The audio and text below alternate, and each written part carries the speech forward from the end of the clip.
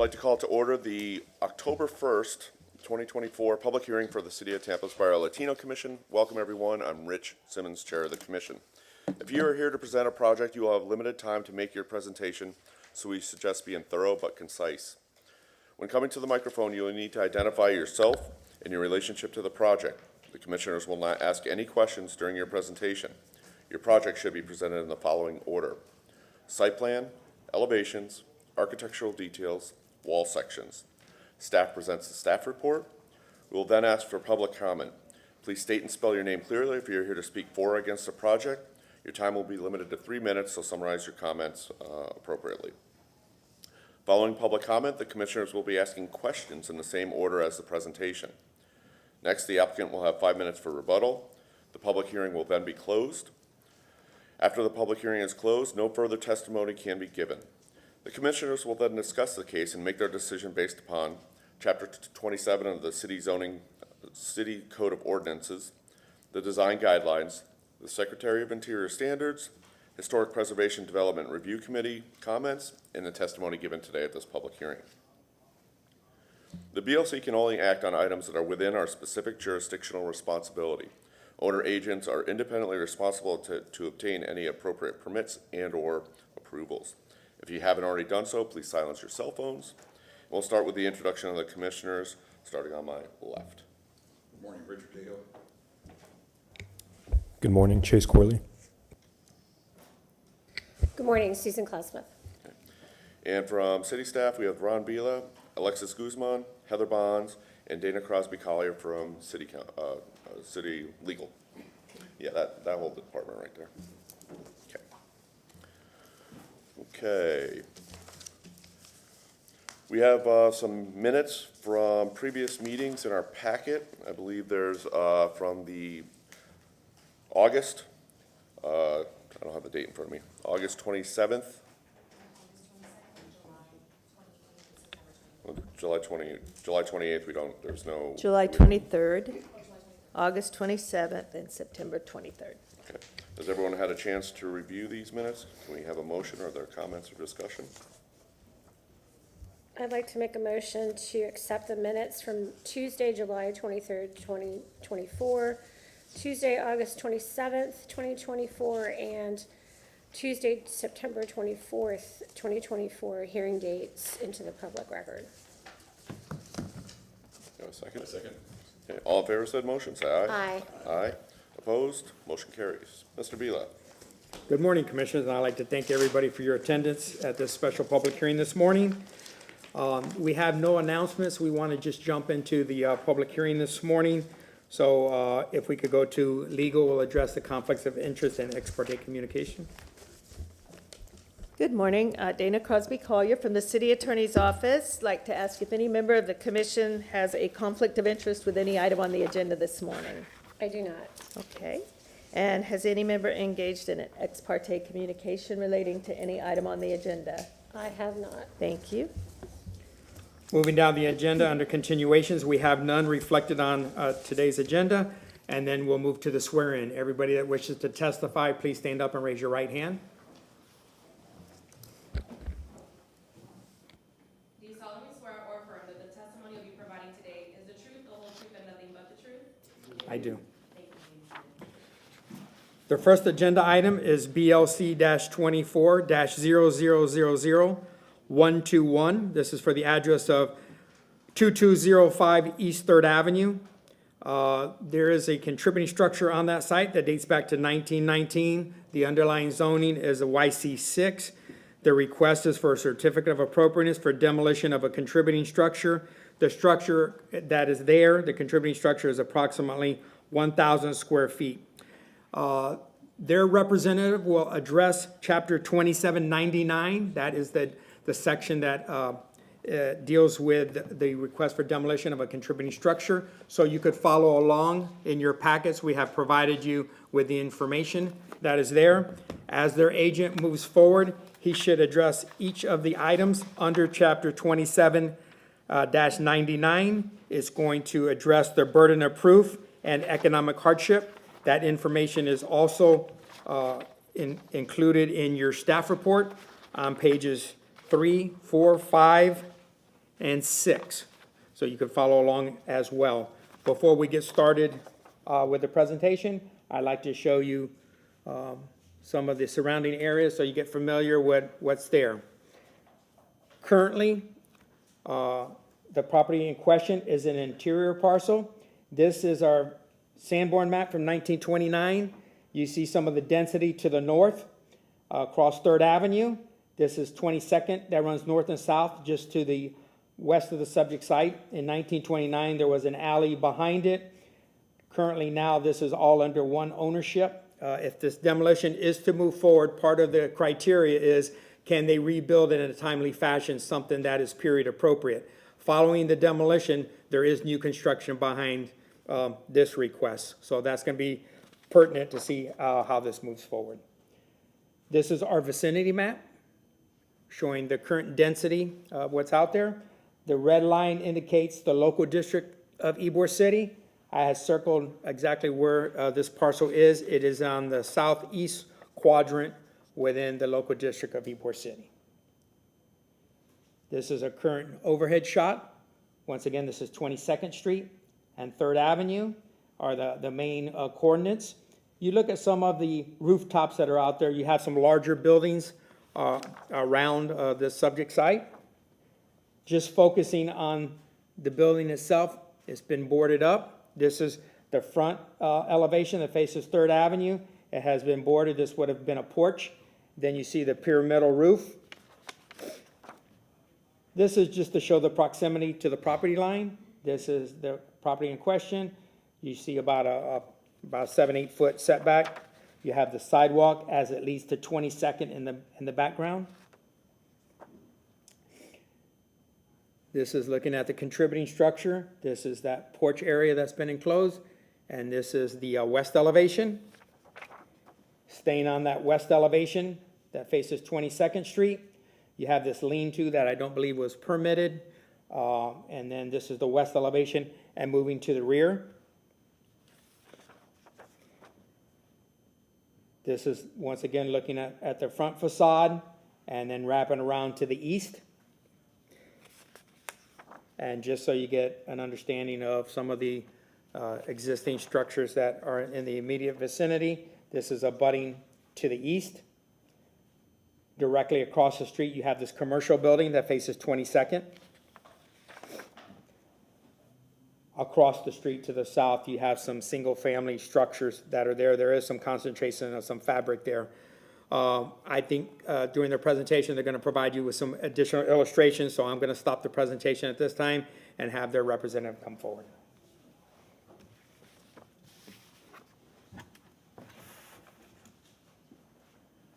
Good morning, Commissioners. My name is Tyler Hudson. My address is 400 North Ashley Drive. I'm an attorney with the law firm Gardner Brewer Hudson and have the privilege of representing the applicant. With us here this morning with site development, the applicants, Michael Mintzberg and Jennifer Latimer. Michael's going to give a little bit of the meat of the presentation, but I'm going to give an outline of the code section that Ron referenced. We also have Justin Bowen here. Justin's a licensed structural engineer and performed the analysis that's part of the record. There's a pretty complete record for this application. This is a really unusual application for two reasons. One, I think some of you may have seen the site, which I think is helpful to actually see and not just like a two-dimensional PowerPoint slides. What's also unusual, and I kind of want to start the presentation with this, is the structural engineer's report. No one likes to file these types of applications, but I've never seen an application. I've worked on the Jackson House where the structural engineer says that the building is so unsafe you can't even go inside to brace it. Typically, for a landmark building or something, there can be remedial efforts to try to do a temporary bracing and shoring. In our structural engineer's opinion, that's not even an option here, which is very unusual, and that goes to the core purpose of why we're here, is that this building cannot be saved from a physical and the three-dimensional environment. It cannot be saved. I'll talk a little bit, and Michael will talk more as well about some of the economic hardship points and why, from an economic perspective, it also doesn't make sense. But I think it's really important to emphasize here that this is a three-dimensional volume that it can't be reconstructed. And I think that maybe makes a little more sense to those of you who had a chance to see it. So that engineer report is in the record, and Justin's available to answer questions On the economic hardship angle, that's something that has to be demonstrated as well, right? So that people don't just speculatively and frivolously start tearing down the fabric of these historic districts. Based on the cost, which again, Michael can speak a little bit more to, the cost to renovate the building is about double what the quote market value is on the property appraisers, or on that's from the actual appraisal itself. And even an after improved appraisal, which was also included in the record, shows that it would be an economic hardship because it still would be worth less after that fact than all those repairs to go in there, because you're essentially recreating an entirely new structure. From an alternative demolition standpoint, that's something that we look at a lot. I've had the opportunity to work on a couple of home relocations. That's happened in Ybor. There's going to be one coming down the pike for you all soon. In connection with the Gasworks project, it's pretty incredible what people can do with the relocations. This is one that cannot be relocated. There is no feasible way to put this on to some type of wheeled conveyance and move it somewhere else. It wouldn't make the trip. It would not even make it onto the trailer that's required to move it, much less the journey to find it a new home. One of the criteria mentions retention on site's not viable. That this code kind of is like a snake eating its tail sometimes. I mean, the retention isn't viable on site because of the economic hardship. We already mentioned one, and two, just the total structural instability. But that is a subsection of the portion about alternatives, so I just wanted to make sure I didn't not address that. But the reason it can't be retained, again, is because it's structurally unstable to unchangeable degree, and the relocation is absolutely not an option. I don't know if it's the most important, but I think a really important criteria of the code here is forward-looking. It's like, what are you going to do? You demolish this contributing structure, so what happens next? And again, I think this code, if you read it at a bit of a higher level, is intended to make sure that people are not speculatively and wantonly tearing houses down in Ybor City or any of the historic districts. You will not have to wait long if this commission approves this application to see what this applicant proposes.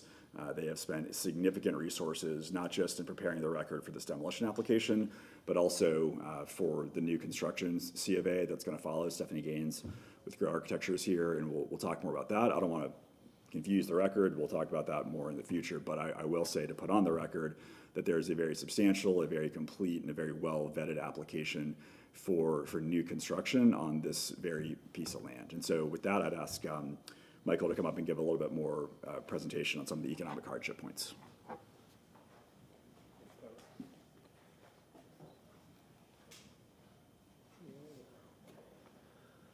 Good morning, Commissioners.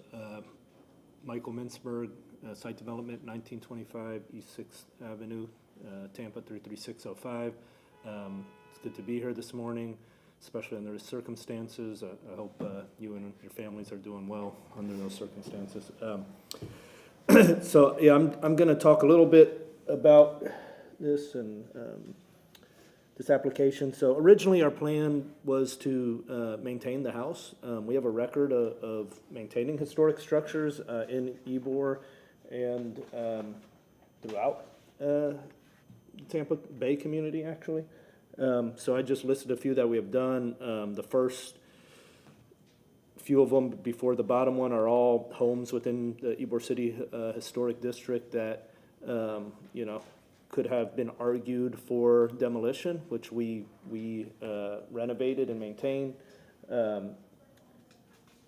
These ones here were all pictures of, well, these are on 4th Avenue, these are on 12th Avenue.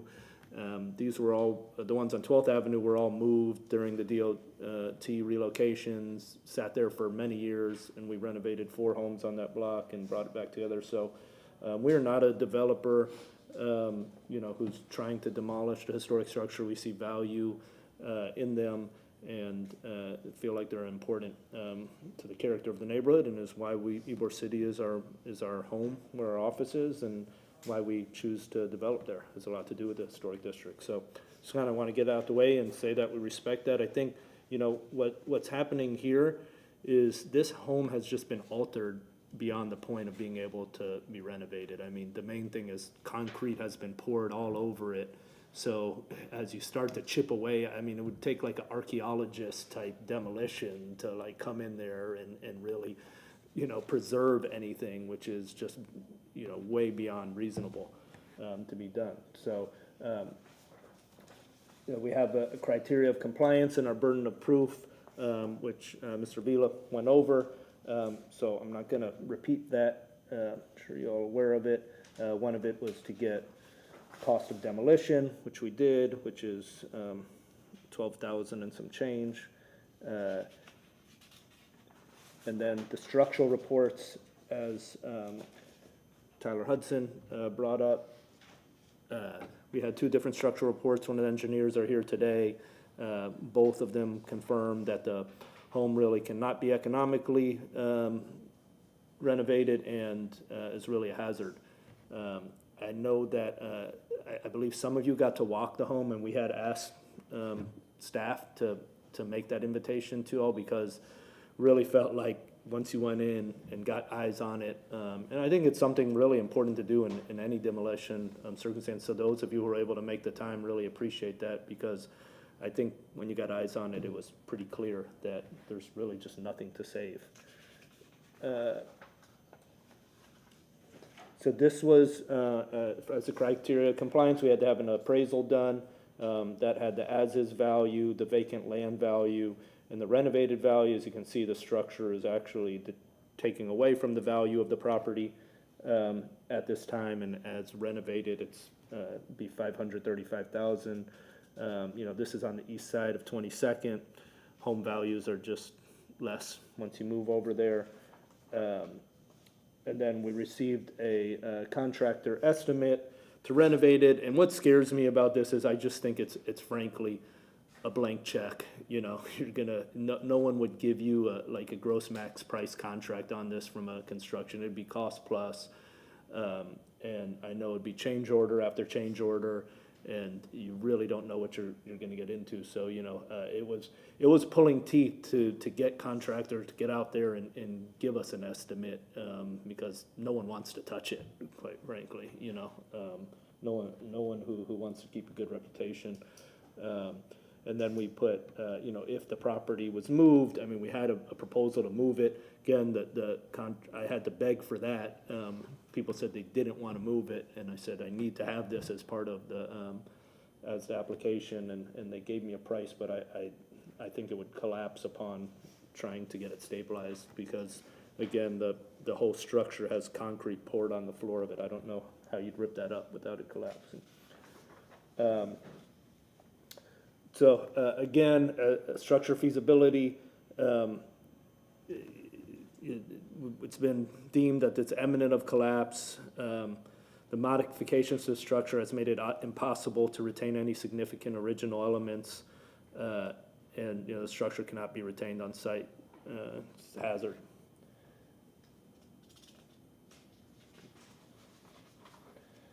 I've said this before, but kind of more on the structural feasibility. The concrete being poured all over it has really made it kind of the finishing touch on being able to renovate this home. The entire roofing system is inadequate and needs to be removed and replaced. There's just nothing left to stave. I mean, even the exterior has been, some of it's been peeled off, some of it's got vinyl on it, some of it's just got plywood on it, and then the interior is all like plaster and crumbling in. So once you start taking that out and to put in new HVAC, electrical, mechanical, plumbing systems, it just got nothing left. I think, this is one of the rare occasions where staff supported this, and I think that means a lot, because we did put together a really comprehensive package with a lot of information from experts. And one of the reasons we had a hearing scheduled, I think, in May for this originally, or June. We asked for more time to get even more information and to try to schedule time for you all as commissioners to walk the property if you had the time. And we just felt the more information, the more people would agree with us. So we appreciate staff support there and all the work that they put into this. That's all I have. Thank you.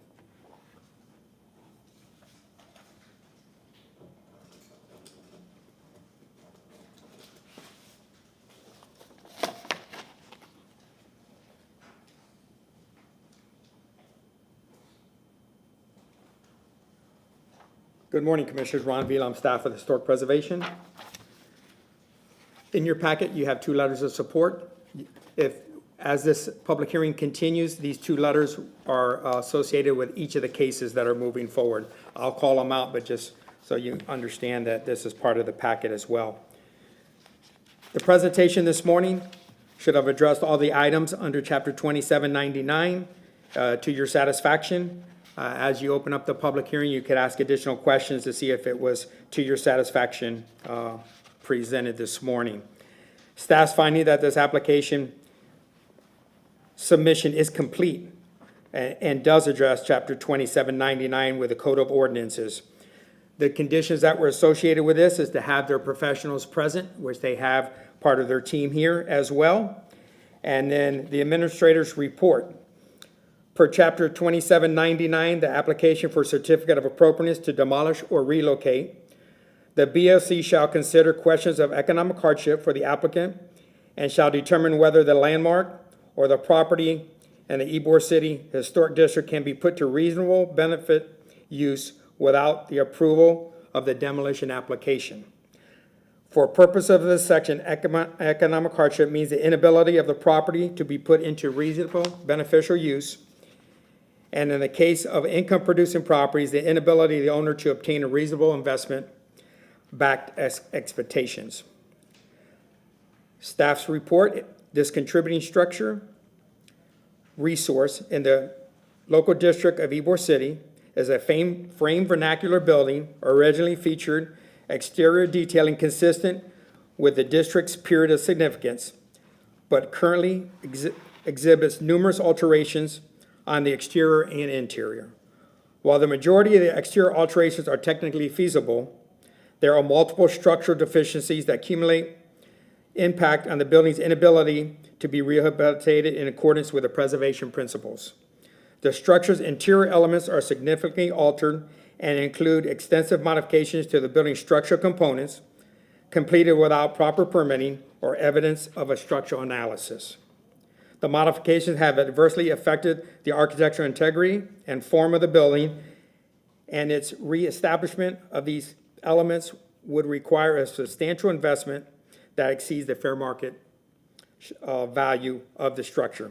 Based on the foregoing, the administrator's determination is that the extent of the existing alterations and necessary of conducting significant reconstructions to correctly the structural deficiencies, the reversed previous inappropriate alterations constitute an economic hardship for the property owner in which a reasonable investment-backed expectations cannot be obtained.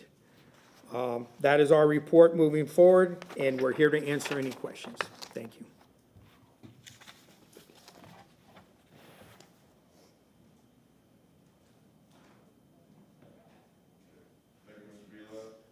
From the public wishing to comment on this case, please come forward. Seeing none, we'll start with some questions of the applicant. Susie, want to get us going on this one? I just want to confirm, when was the property purchased? So we have not purchased it yet. We have it under contract to purchase Okay. it. So when the last, we have record of when the last purchase is, but I don't know if that's. Okay, relevant. I just wanted to know if you had, when you had, thank you. Right now, I have no other questions.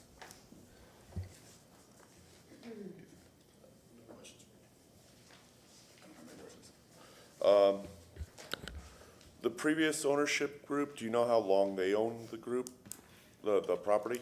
Sorry. Could look it up, you know. You look it up. Okay, you can get us that information? Yeah. Okay. And what other options did you look at for this property? Did you look at donating to an organization and getting some of those costs to another organization?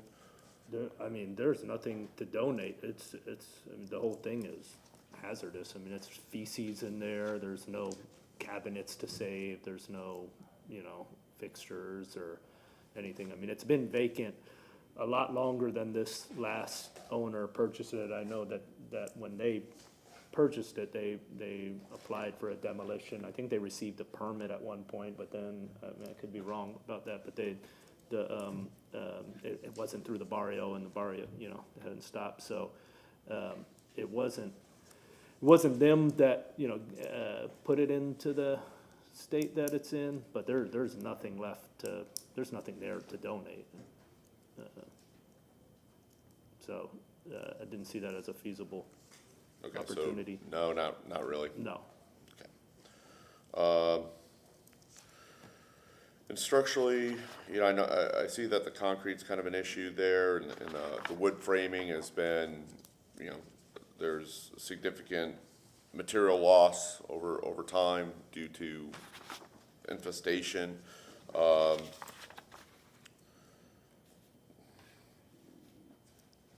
I mean, what would you do if you tried to restore this? What would that look like? I mean, if we try, I feel very comfortable speaking on this because we've had experience, renovating historic properties in historic districts and outside of it, just, 1920s bungalows around Tampa.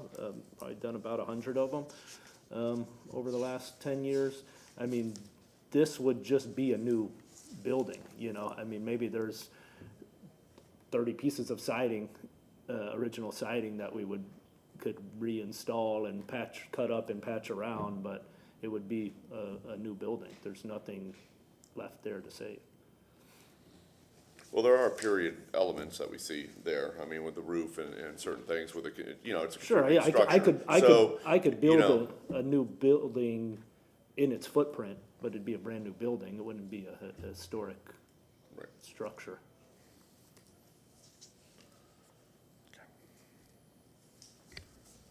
I have other questions. There was a statement made earlier that there were 2 structural engineers that reviewed the property and provided reports. Correct. I only see the one from JMB Structural in here. Is there a second one somewhere that I'm not seeing? We had submitted it in our original application, and I don't know if maybe it wasn't included in the second application. That structural engineer, the reason we went and got a second report is they won't testify, period, for anybody. And that was a report we had inherited from the previous owner. So we went and got a second one, but I know we submitted it with our original application. Okay, so I have a question for the one that is in the room, Mr. Bowen?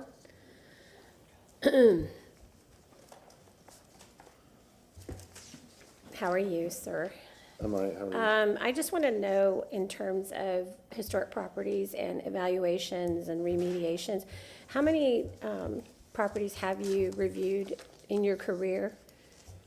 Historical? In a pro- historic historic context? sense, this will be my second one. This is your second one? Overall, I've done quite a few, but this is my second historic. Okay. And I see that you're located in Seminole, Florida. Yes, ma'am. Where was the first one that you reviewed? City of Tampa. City of Tampa, in the cities, Yes, ma'am. in one of the historic districts in the Yes, city? ma'am. And which district was that? Tampa Heights, Tampa Heights, okay. sorry.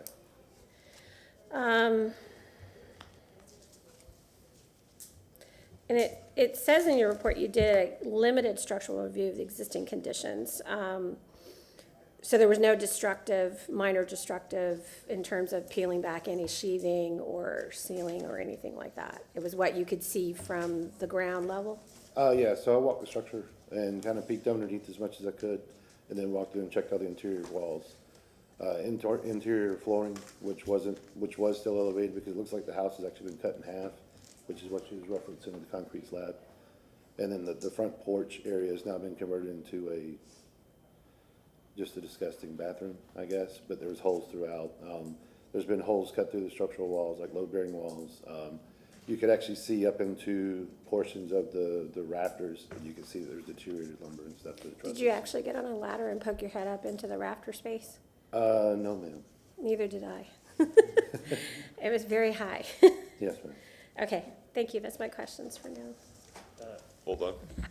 I have a question for you. So typically in a building like this, that's a contributing structure, a historic building, you preserve it, seek to mothball it, and start to shore it up. What would be an adequate plan? I know that your application says it's not structurally available to shore it up, but what would that look like? Well, how would you shore this building up to preserve it in a historic preservation sense?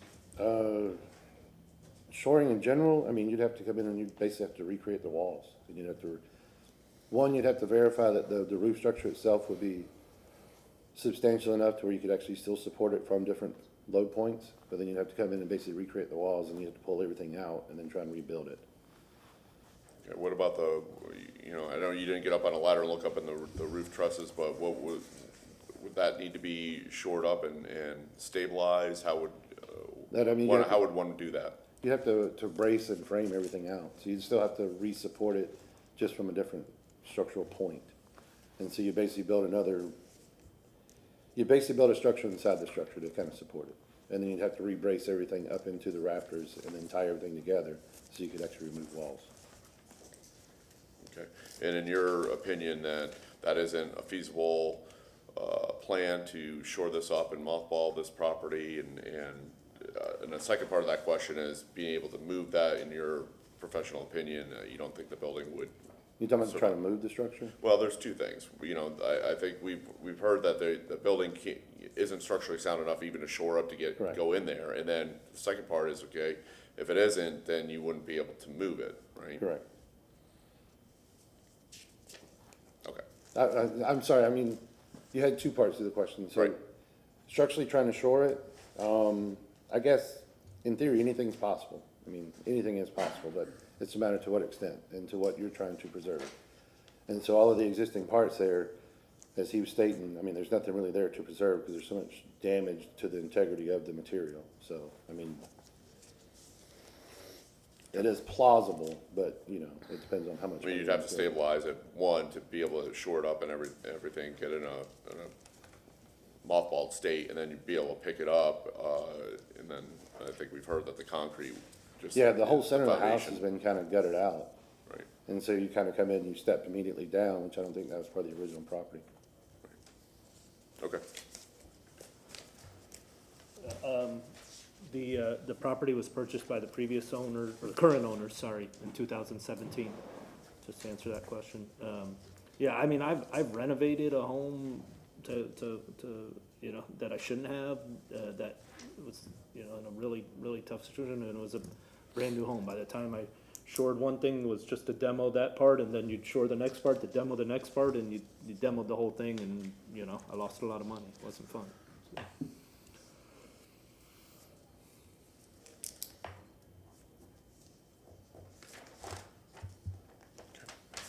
I have no other questions.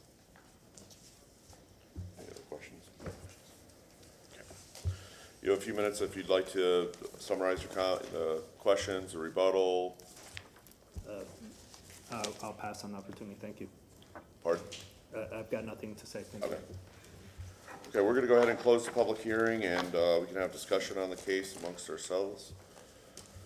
Susan, you wanna get us going? You always start with me. Well, you were late, so Okay, fine. just this time. This is a tough one, and I know that the administrator has basically signed off on demolition. It's always a tough one because we do see commercial properties where we basically got the entire interior, shore it all up, rebuild, and go from there. It's a way to maintain the fabric. And I understand return on investment, but property values are going up, they're not going down. And every time someone puts a project in place, you see that.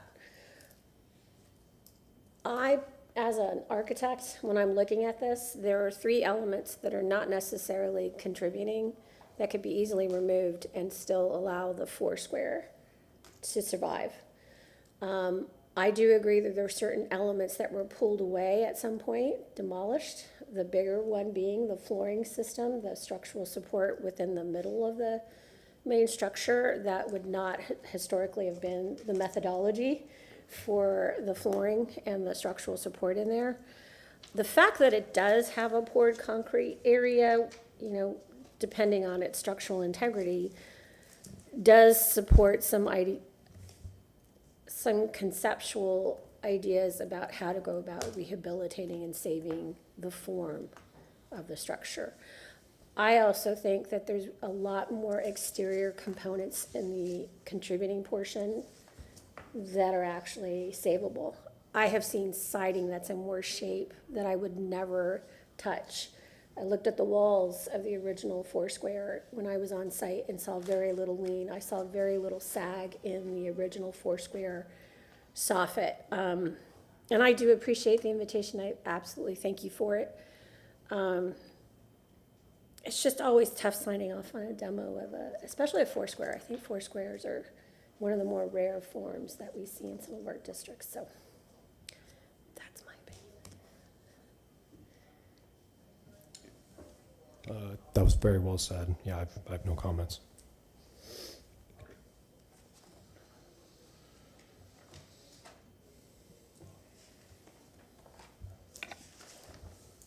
The poured concrete portion, that could be removed and the original Foursquare, the remaining or left out portion of the Foursquare rebuilt?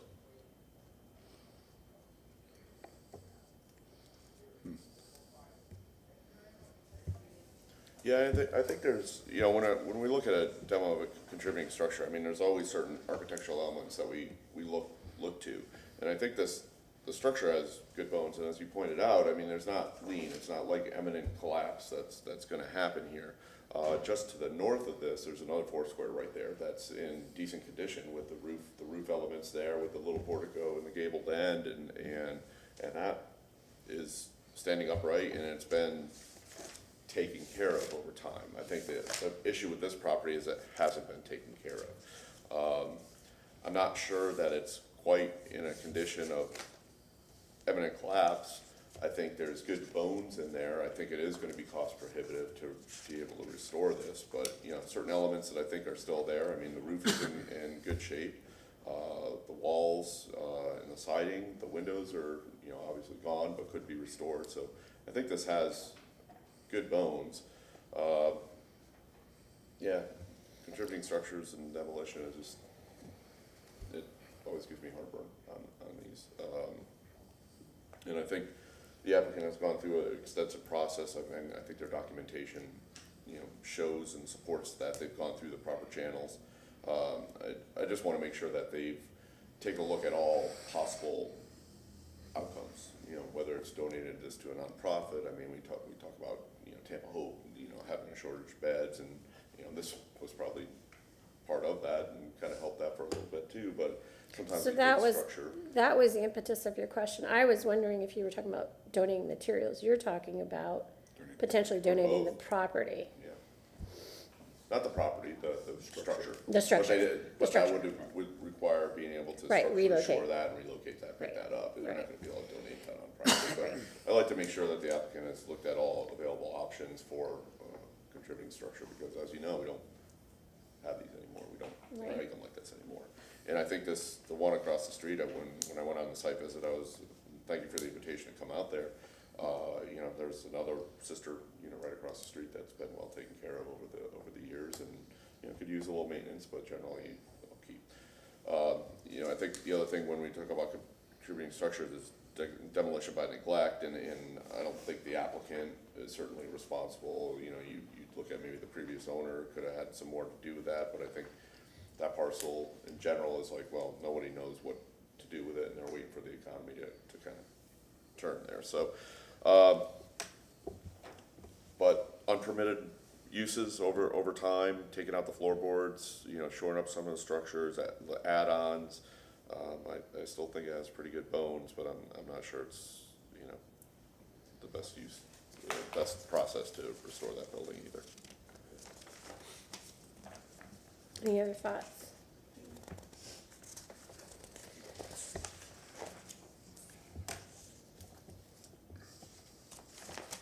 Could it be rebuilt to look exactly like it does originally? It could, but what's the purpose in that? Just Well, did they do copy- that with copy- First Watch? I'm Aren't sorry. they doing that with First Watch downtown? Aren't they rebuilding it to look like it did? Yeah. Some of us have issues with that. Yeah. Yeah, I mean, I think it can be done. I mean, it's just, you know, how much money is good, right? You know, and it's like, okay, is it worth more than the house, and then construction values, and, you know, with the storm, all the construction prices going up, so even like the estimate that they've given us, you know, getting them to price that is probably a, you know, shot in the dark, right, at this point, probably, and it's probably, you know, another $100,000 on top of that to come back, you know, in that property. I just, it just kind of hurts when you have a contributing structure coming in front of you for demo. Yeah. But I do think, in general, I do think the burden of proof has been met by the applicant. They've gone through the process. There's a lot of work in here to go through that. They are not directly responsible for the dilapidated conditions or the downturn in conditions, so that's not their fault. It's not self-imposed economic hardship. There are economic hardships to rehabilitate or do something else with the building, so. And I think, you know, we kind of look at this as a case just by itself, but I think there might be a better use for the parcel property as well.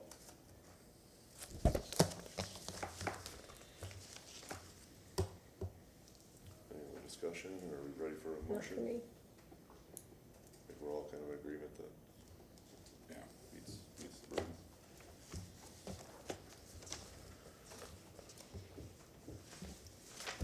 Okay, who wants to give a motion a shot?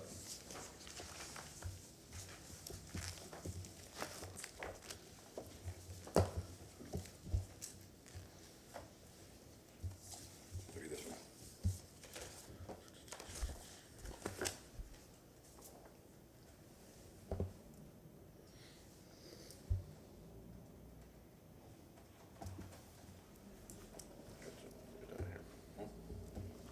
Get down here. Yep. Commissioners, Ron Vila, staff for Historic Preservation, as you gather your thoughts and put a motion forward to, on this request, be specific to the site as you were deliberating. It is a difficult choice. The information that was presented this morning is part of the record that should be reflected in the motion. And and this motion is unique to this site. So if we have another demolition, that it stands on its own merit as this one is standing on its own merit coming forward. Move to grant a certificate of appropriateness to demolish for BLC 24-00000121 for the property located at 2205 East 3rd Avenue Street, Tampa, Florida, 33605, for the proposed, no, excuse me, for the property located inasmuch as the agent has satisfied the requirement of Chapter 27, Section 27-99 of the City of Tampa Code of Ordinances. Well, can we read out the 6 criteria here and acknowledge that the applicant has met the, I'll just kind of follow this right here. Burden of proof. The applicant shall prove through substantial competent evidence that demolition or relocation is necessary, including in the evidence presented. Additional criteria. When the applicant wishes to relocate a landmark, just read it. Yeah, the main part, yeah. Okay. And state that they have met those, and cite examples of how they met those criteria through their package. The applicant has additional application for certificate of appropriateness to demolish. The applicant has met the burden of proof by presenting structural analysis, economic hardship, etc.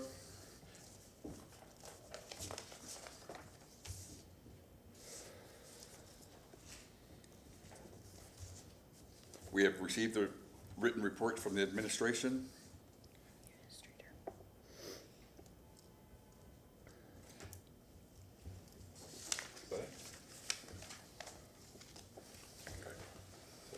Is that enough for your motion? I think so. Sorry. I know, when you're doing your first one, you're like, what do we do? Right. Yeah. Can you give a second? I second the motion. Okay. All right, so we have a motion in front of us. There are no conditions on this. All in favor of the motion to demolish a contributed structure in Ybor based on the evidence presented, say aye. Aye. Aye. Opposed? Aye. Okay, motion carries with a vote of 3-1.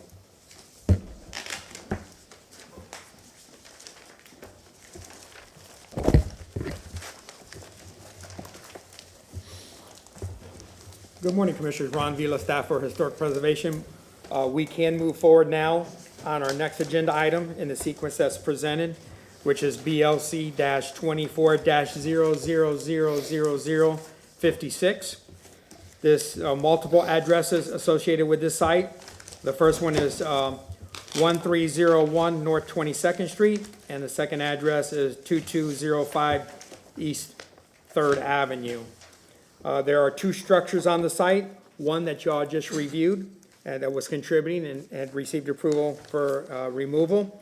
And the second one is a non-contributing structure that dates back to 1950. The use coming forward will be a commercial use. The zoning is YC6. Their certificate of appropriateness is for new construction for 8 3-story townhomes and 2 2-story townhomes with garages. And that is site improvements are associated with this request. The approximate total square footage is 31,000 square feet. Looking back on the site in question, starting with our 1929 Sanborn map.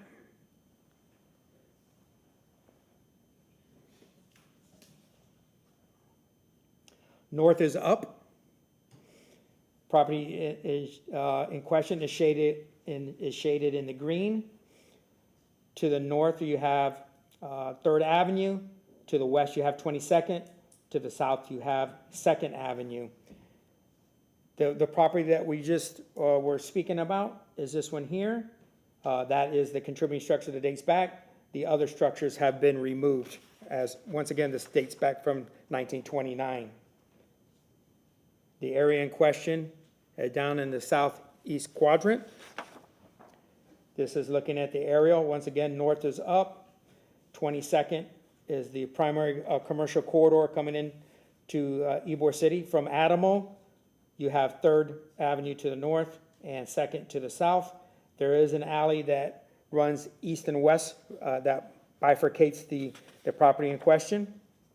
You see some of the other density that is in the immediate vicinity as well.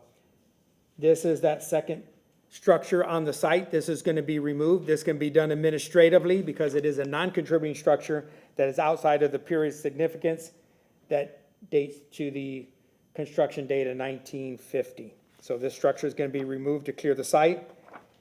This is 22nd Street. This is the southern portion. As you continue down 22nd to the north, you have this bay here. The property that you just looked at is in the background. Just to get you some context of the street information that's there, you have 22nd, that's a one-way street heading north. You have the sidewalk is here. You have a little recovery zone, and then you have the private property. This is looking to the south on 22nd. As you turn around, this is 22nd, looking to the north. Directly across the street, you have some period buildings that are contributing. You see the scale and the massing of these buildings. When we were working with the agent coming forward, that these monumental buildings should be respected and the height shouldn't be challenged.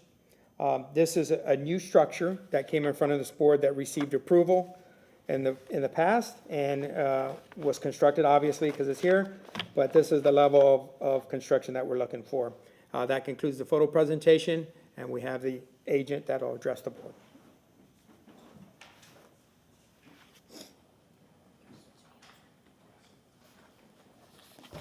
Good morning, Stephanie Gaines with Grow Architecture. I will continue with Ron's report. Let's see, we've got it up now. Okay. I just want to back up 1 second and look at the overall projects that site is working on, and you have reviewed them all, except this is our final open today we have 3 applications, and there are final open applications at this time.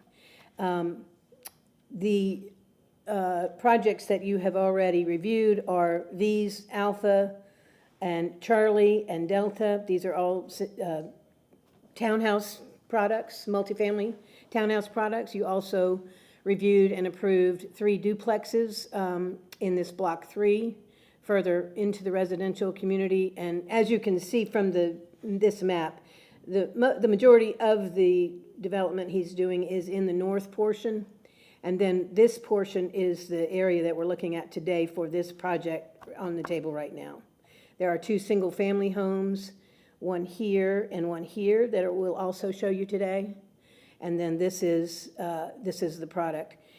And it's in YC6 zone, which Ron mentioned is community commercial, 0 setbacks, 60-foot maximum height, 1 parking space per unit. We are proposing 2 4-unit townhouse buildings that are 3 stories in height, and 2 single-family residences, which are 2 stories in height. Forget one. Again, this is another view of the property from the south, which shows the historic cigar factory across the street, the non-contributing structure at the corner. And the reason that I'm showing this is just to show the existing hardscape around the building. There is no curb for most of the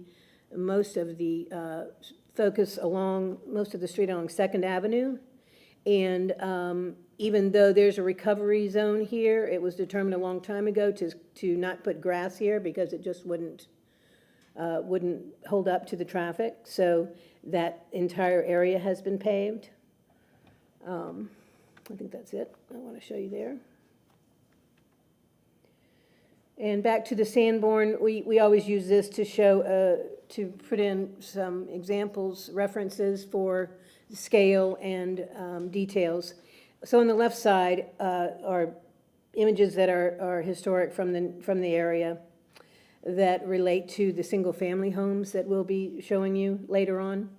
And then we blew up an area along 22nd Street, just north of our site, to show the development pattern. So everything to the east, obviously, is residential, and this is, again, from the 1920s, this map. There's a small commercial building on the corner of our site that is not existing. But what it appeared to be is that these residences faced 22nd, and that over time, as things became more commercialized, like this is 7th Avenue, so along 7th Avenue, and at those ends, buildings started turning direction toward 22nd Street in more of a commercial fashion. And our lot is, looking down at this piece right here, our lot is this width. So we have proposed a layout which shows buildings along 22nd and single-family houses internally that face the other streets. This is, This is the site plan for the property, and I'll just, it shows the whole block. And so here are those 2 3-story buildings with 4 units each that have all their entryways, all their front entrances are along 22nd. And then the 2 single-family homes are these Foxtrot buildings. One to the north, you can see where the house that was just approved for demolition is dotted in, and then one building facing south.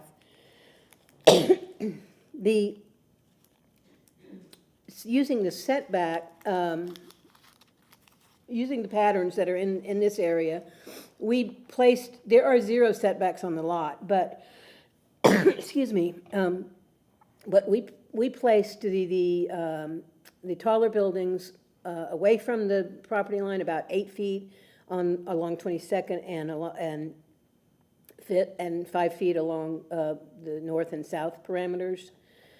And we pushed the single-family residences back to be in line with the adjacent residences there. There is an unimproved alley that runs through the property, as Ron mentioned, and we are not using it for vehicles, not wanting to promote vehicle access here on 22nd, but are keeping it open, using it as green space. And now I'm going to, in all these drawings you've seen, north has been up, and then just to fit it on, the north has now been rotated on this more detailed site plan. So, oops. Some of the things that we worked with staff on are obviously the placement of the buildings, and whether they, I don't know, what am I touching this? Sorry. There we go.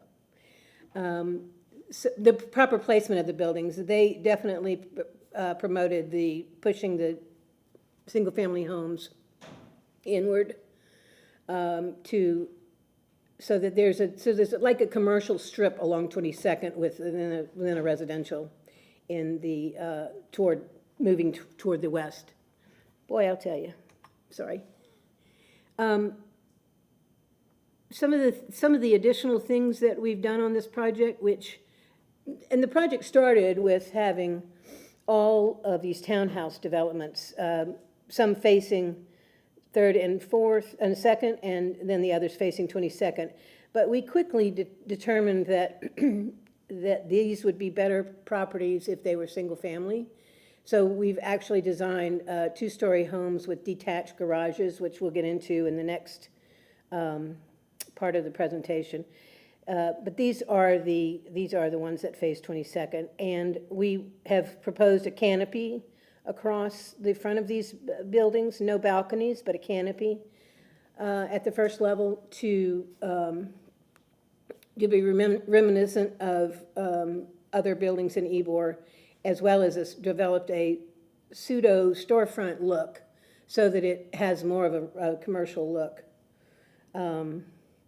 We also narrowed our entries, providing an in only on the north side and an exit only on the south side. This does a couple of things. It moves our curb cuts back away from the corners, the street corners, as much as we can, and it also gives just a more appropriate look for Ybor to have those narrow drives as opposed to the double wide drives that are put in now. I'm gonna. Along the property, which is now it's facing north, but this is the east property line. It's all single family. We're proposing a wood fence, a painted wood fence along that fence line. And then we're enclosing these yards with metal fencing as we are enclosing these courtyards. Just seems to go better with the product that we're going to show you here. There's minor landscaping shown. We will minimize the landscaping. We were not able to get landscape architecture drawings in for today, but you'll see in the renderings what the type that we're presenting, which will be what Ybor is looking for, and of course staff will help us finalize that. I'll mention here that all the garbage cans are shown inside the garages. They'll be stored inside the garages, both on the golf buildings and on these northern buildings we call Foxtrot. And then they'll be hauled out into the driveway for pickup. We will have to install some signage such as private drive, no entry, and a stop sign here for the traffic. City transportation wanted to make sure that the people didn't tend to drive through this property to get to 22nd or 23rd, so keeping it tightened down is helping us with that. The first level of these buildings is a simple bedroom, suite, and bathroom with the garage in the back and an entryway to the second level. The units are just over just under 2,100 square feet. The second level is the living area, living, dining, kitchen with a small little office and a powder room. And the third level is a sleeping level, 3 bedrooms and 2 baths. You'll see an indention here and that you'll in the middle of the building, and we will show you how that works. Rooftops. We worked hard to, BLC staff has been trying to push us to push the stair towers back as far as possible. So we have redesigned the end units to push those stairs back. These center 2 stairs are still pulled forward, and they create an architectural element on the building so that we weren't, these units are very similar to what site is building on Nebraska, called Gasworks, Canvas Gasworks. And, you know, we wanted to have some diversity there, so. This is the front elevation facing 22nd Street. So here's where we have the two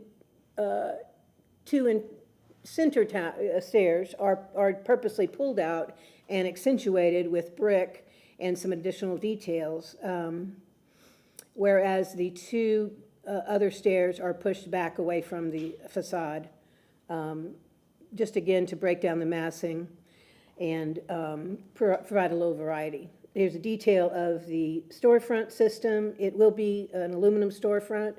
There will be windows in this panel, but fixed panels both for the transom and the lower piece.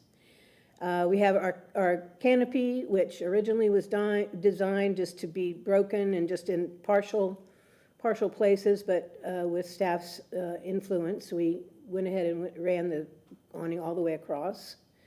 At some point, I will tell you that the awning wrapped around the corner to the south and to the north of the north building. So around this corner on 3rd and around this corner, we couldn't ever wrap them in the middle because of the alley right away there. But those have been removed since the package that's in the file because of large electrical overhead lines that are getting in the way. Let's see what else. So mostly we have a stucco building, repeating patterns of windows, brick in the middle, as I said, and a colored band along the bottom, creating that typical base that you would see. The rear elevation is, as you would expect, fairly simple. Just garage doors painted the color of the building, and then single hung windows. These are the side elevations. I'm going to focus on this one. This, 22nd is one way heading north. So this is the edge of the building that you'll see mostly. You really won't see this much by car anyway. And we're hoping to use this corner as an opportunity to put some building signage there, something tasteful that we'll review with staff again. And since working with staff, we have added in some recessed areas in the 8-inch block wall. We'll put a 4-inch recess there, and the material will continue. We'll put the sills, the concrete sills in there as well, so that we create a pattern of windows, even though they aren't all there. You'll see the canopy overhanging here, and this is where this unit's staircase is pretty much in the center of the unit, pushed back from the front, and this, what you see is in the background, is the paired stairs that come out to the foreground.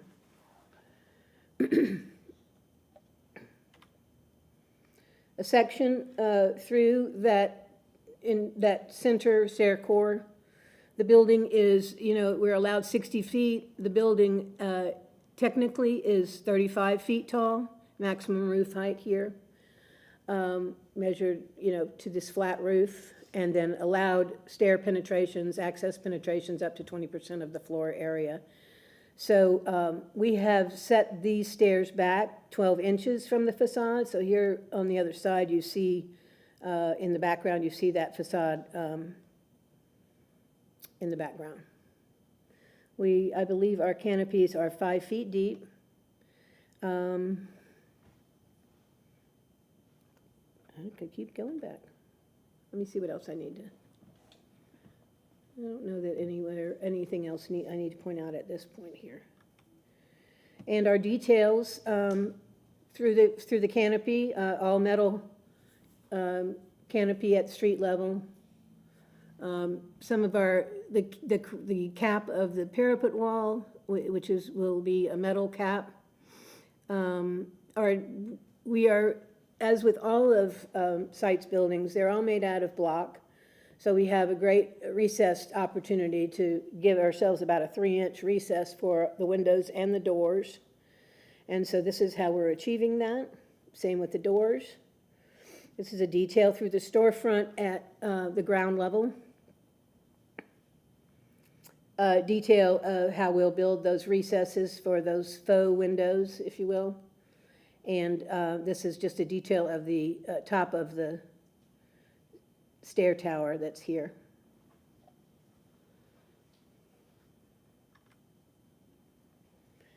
This is a material board, just showing the double hung windows, the water table band that we will have between the gray color here and the off-white metal cap coping. Our windowsills will be concrete. They will be cut square with the window openings. They won't extend out. This is an example of a storefront that has solid panels on the bottom. Ours will also have solid panels on the top. A dark gray brick and a beige walls and the light gray accent. The all metal canopy. And then we'll have a solid door. It'll be a panel door, but it'll be a solid single panel door. Every entry will have this kind of fixture. The gutter down, the collection boxes and downspouts will all be black to match the windows and all the other metal treatment.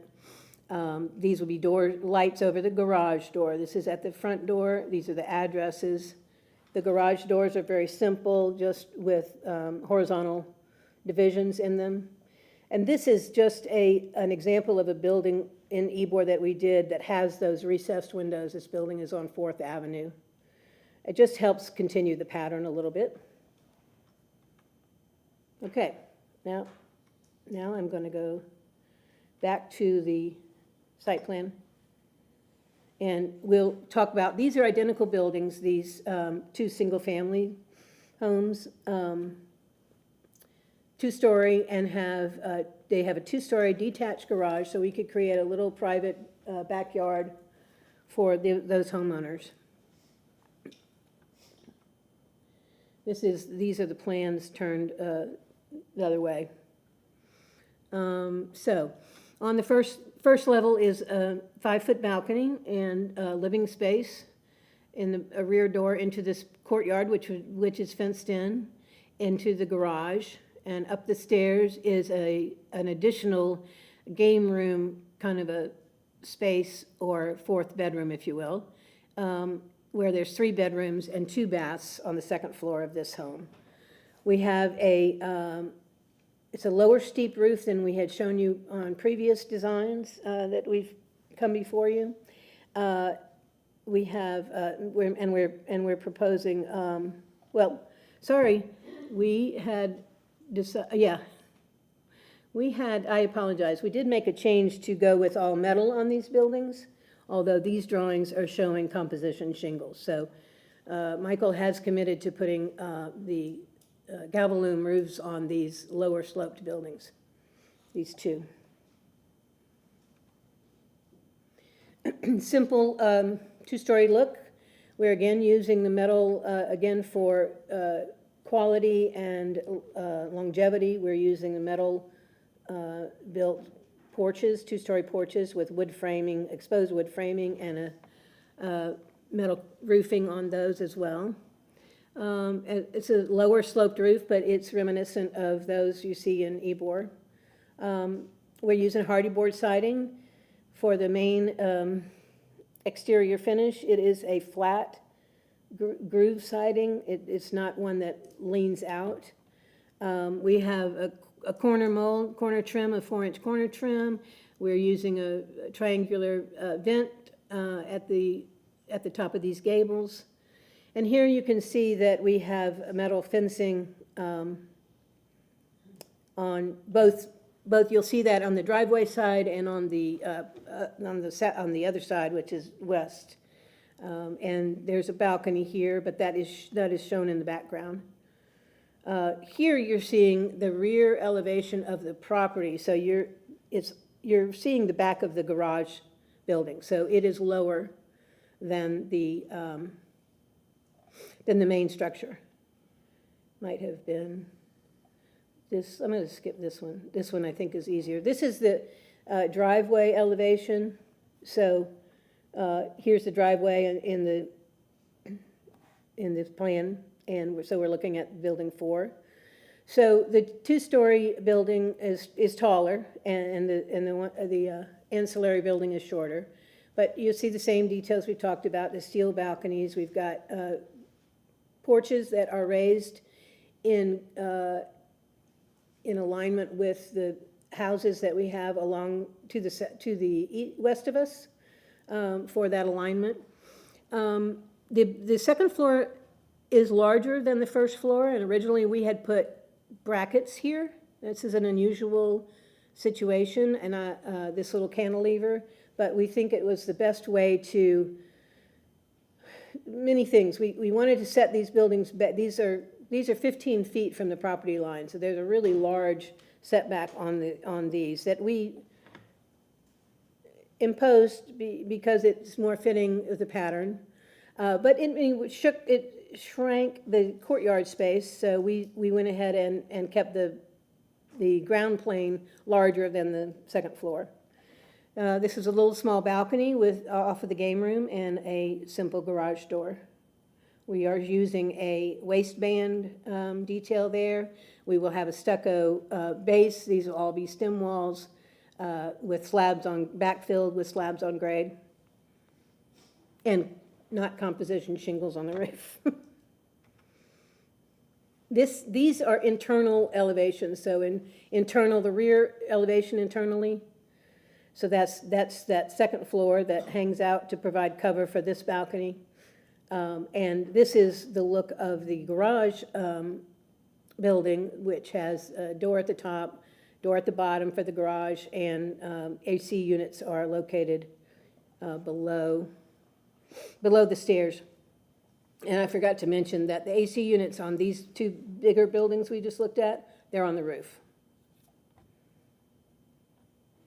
Section through the courtyard and the garage. Courtyard is built up again as is the pattern along the street, but the garage is dropped down through the courtyard. You can see that our total building height is 28 feet. I see that this is on here, but I think our drafts people mistakenly put that. I believe that the whole thing is YC6, so the height is 60 feet. And Michael's really glad to be able to have an example of introducing single family of that scale into an area that has the right to build up to 60 feet, just because of its appropriateness. Another section through the garage and this little cantilevered balcony that we have just to dress up that little building. Oops.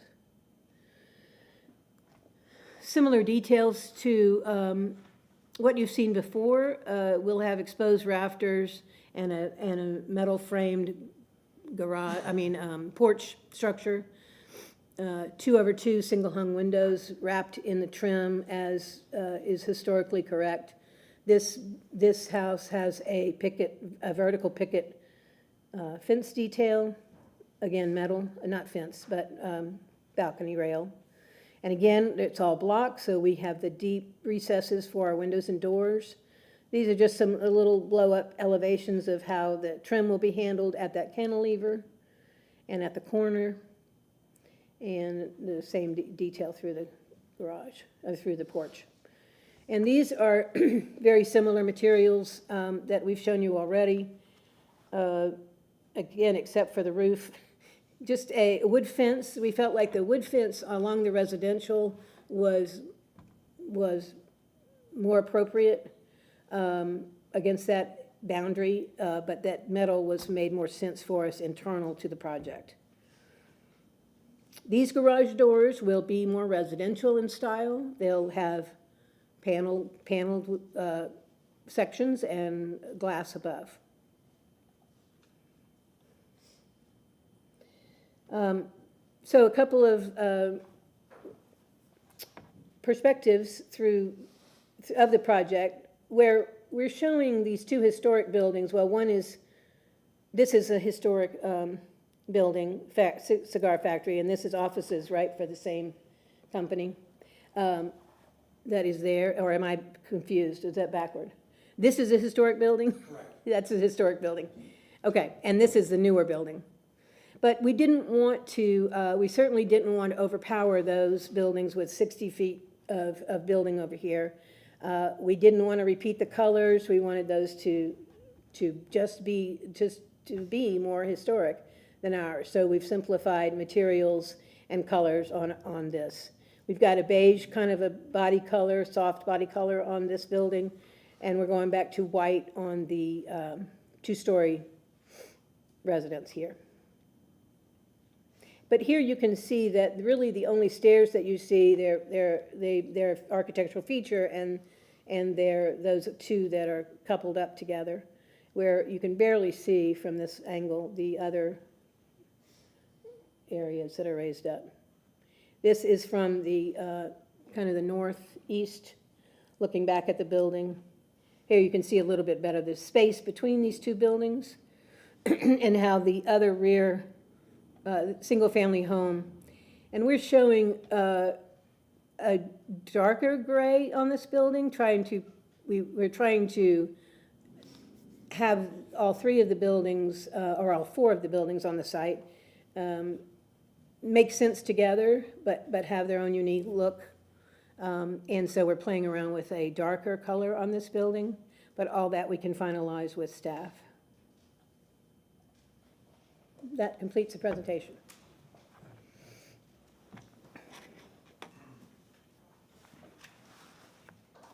Did I forget to say something? I just want to add Oh, yes, something please. to my thought. Please. Can you pull up the rendering? This one or? Yeah, that's fine. This one? That one's good. Actually, that one's even better. Yep. Okay. Okay, thank you. I just wanted to add a couple things along our thought process of the overall design here from the development perspective. You know, being across from the Fuente cigar factory, I think was a really big responsibility because that's just one of the crown jewels of our district. You know, and as that 22nd Street corridor hopefully becomes more redeveloped and relevant there, you know, I think it'll become even more important as we get more pedestrian traffic through there as, you know, DOT has just completed improvements to streets and whatnot. So our thought was really to focus on the ground level and storefront because, you know, as people are walking by, it's going to feel like a very commercial street, and that's why we designed it that way. But really, once the eye is going up, we wanted the focus more to be towards the Fuente cigar factory. I mean, you can't compete with that. That's something we've talked to staff about quite a bit. And then, you know, just really saw a good opportunity to because that is such a heavily trafficked street, to buffer also with the 3 stories of height, even though it's under the 60-story limit, into the residential neighborhood, which immediately becomes very residential. Oh, ran out of time going easy. But and really we're excited about the opportunity to introduce a carriage home concept with those single families, which, you know, I'm not aware of any new construction like that in a while, but there's a lot of historic reference to that in this specific area. That's it, thank you.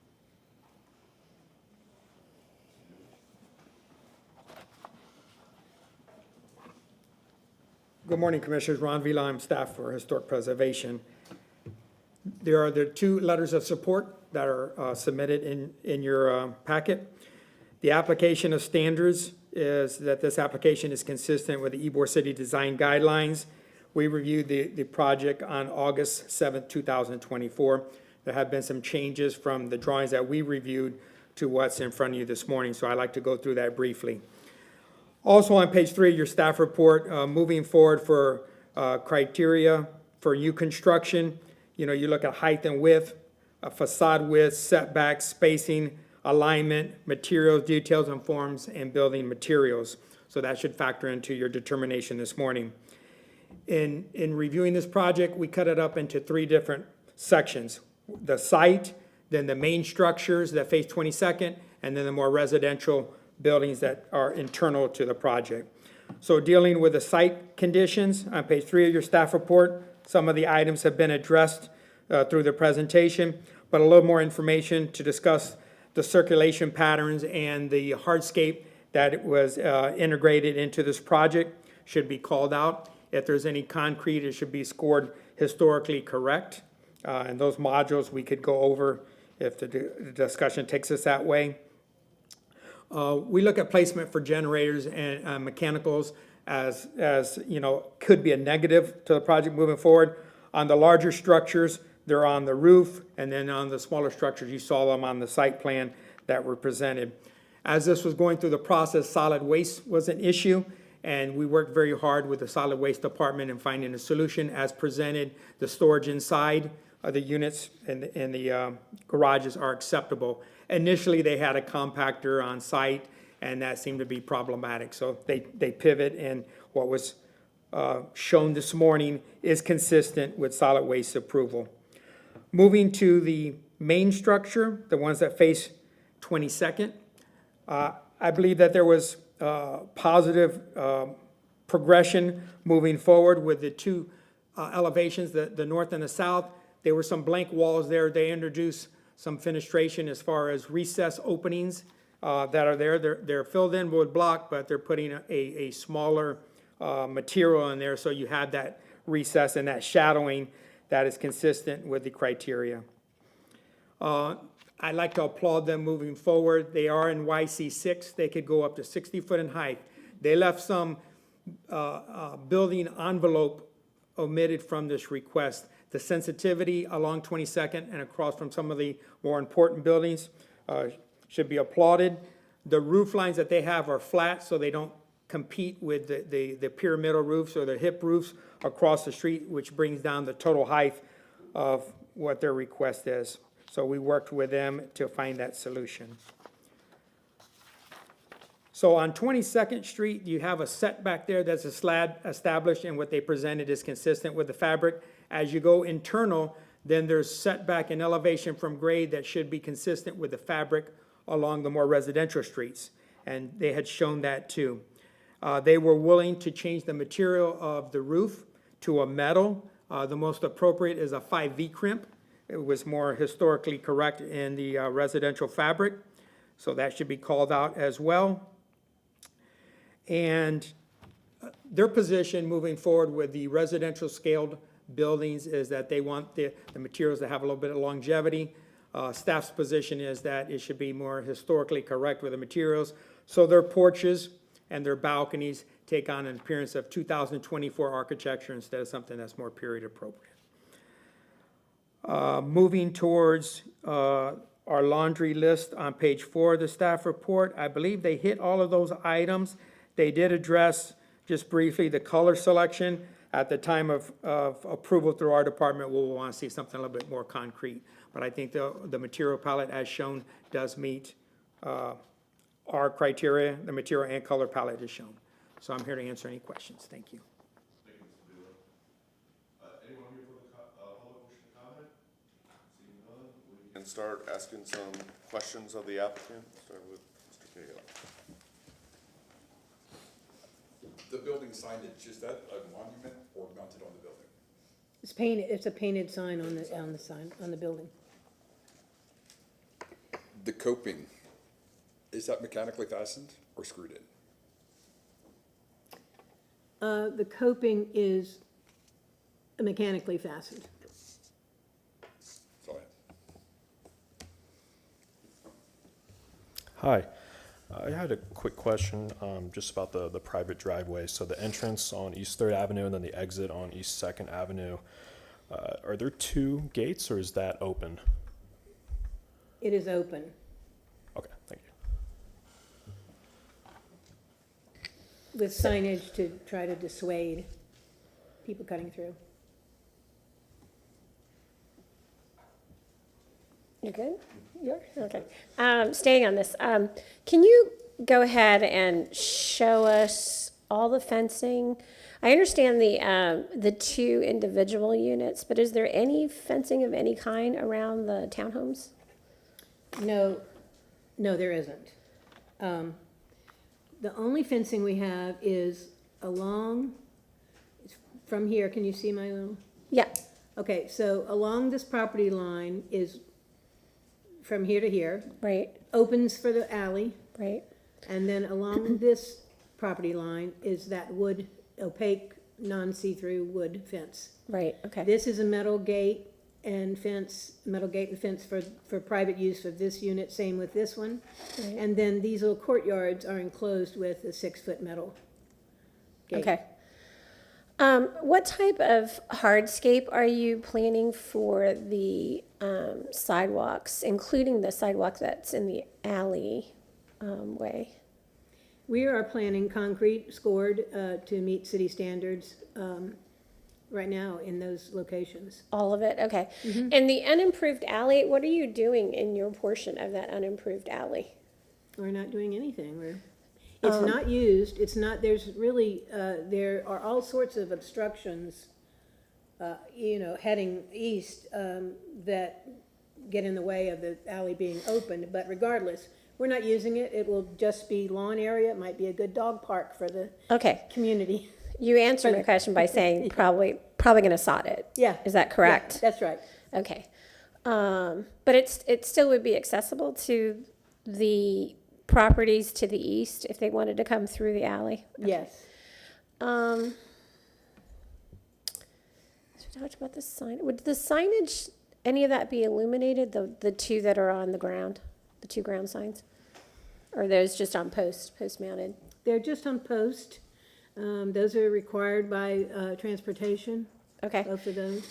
And then the one that you noted on the elevation, on the south elevation, you said that would be painted. Are you providing some sort of recess to receive that? Or is it just gonna be No, flat? it is just, can we zoom in?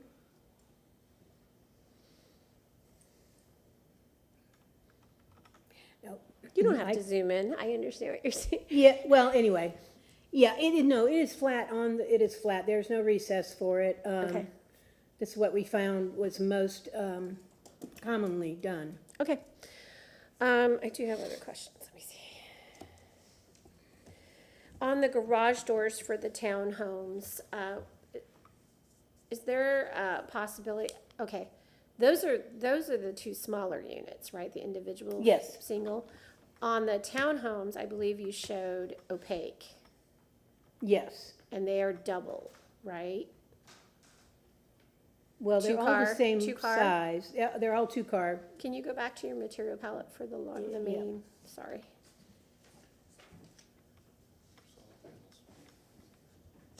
That's the single. This is a material palette for the two homes. Should I go back to the other one? Yes, please. Sorry. Here we There you go. So, can we reconsider the solid panels and look at a similar type that you're using in the single homes? I don't think that's gonna be a problem, but Michael, if you're, yeah? Okay. Let me see.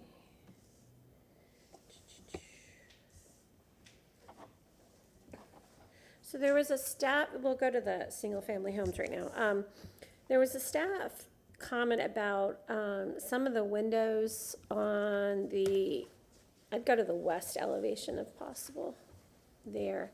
So some of the, and you are showing a little differently in the perspective renderings that you have later on, but when it comes to, I'm sorry, I was wanting to, that was not the west elevation? it's okay. Oh, yeah, it is, sorry, I Yeah, apologize, it is. It's okay, Yep. it's internal.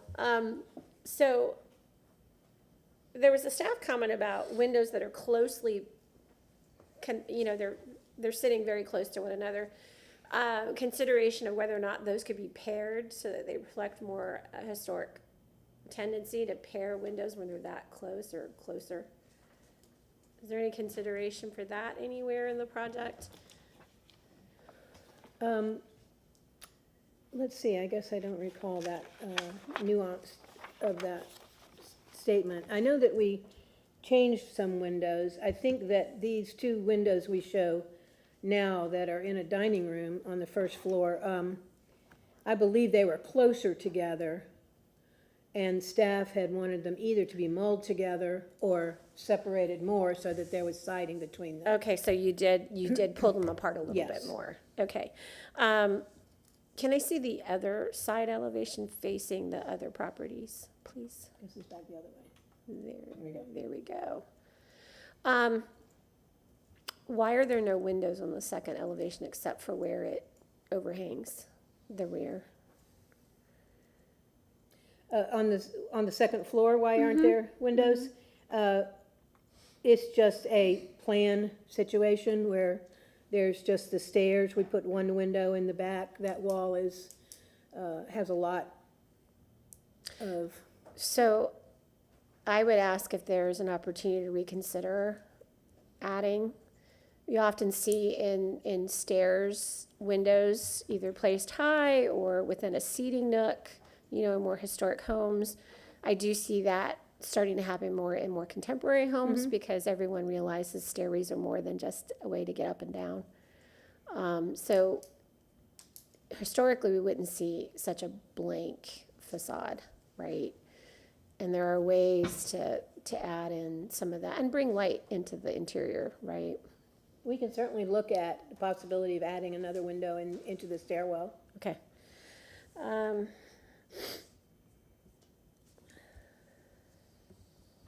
I do have a question about the setback for the two single-family. You had noted that it's a 15-foot plus or minus setback. I wanted to ask, when you looked at it from the block perspective, the averaging, and you can go to that diagram, Yeah. I think it was one of your first slides, right there. Was that to the face of the porches of the existing single families, not taking into consideration the ones that are oriented to 21st Street, but the ones that are oriented to 2nd and to 3rd? Was that to the front of their porches or the main facade of each of those residences? It's to the front, to the very front. It's just that most of these houses have gable roofs that cover the porch. Correct, that's why I'm asking the question. Yeah. So is that to the face of the porch or the face face of the of the porch. wall? It's the face of the porch. Face of the porch. Where the step comes up and engages the Yes. main elevation, okay. All right.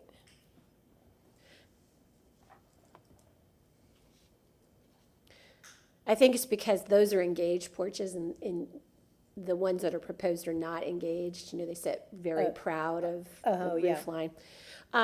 So in taking the porch discussion to the rear of each of the single families, I'm really having heartburn over the overhang.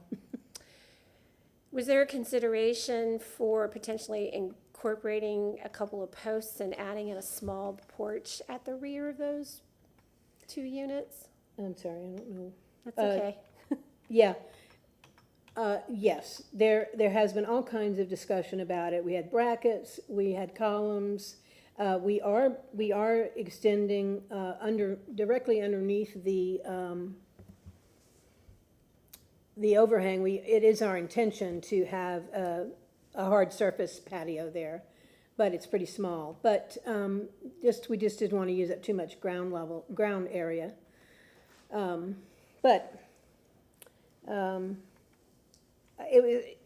we landed on this cantilever. I know I know that we can do that, we can make that happen from a structural perspective.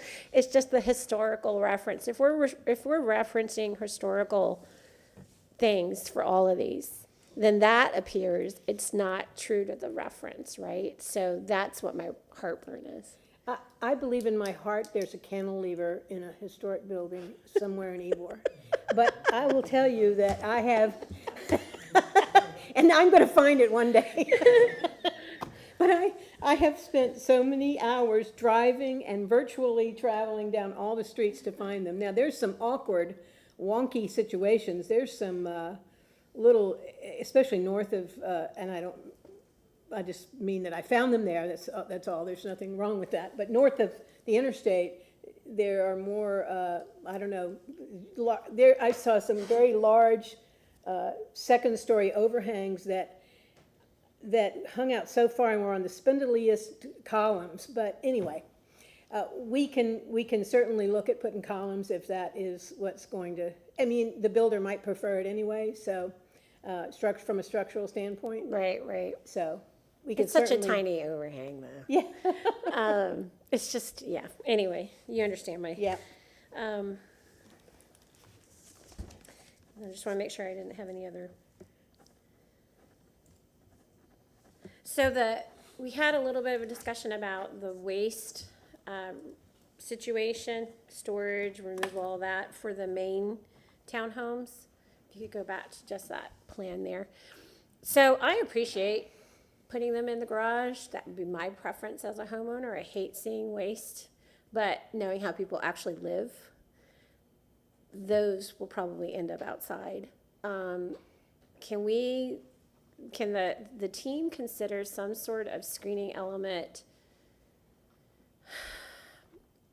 at the ends, like the wing walls, areas where the two signs are indicated, either fence and or landscaping element? As you start to develop your landscape plan, just think about the fact that more than likely you will have at least one resident who doesn't like it or needs that space, and they're going to put it outside.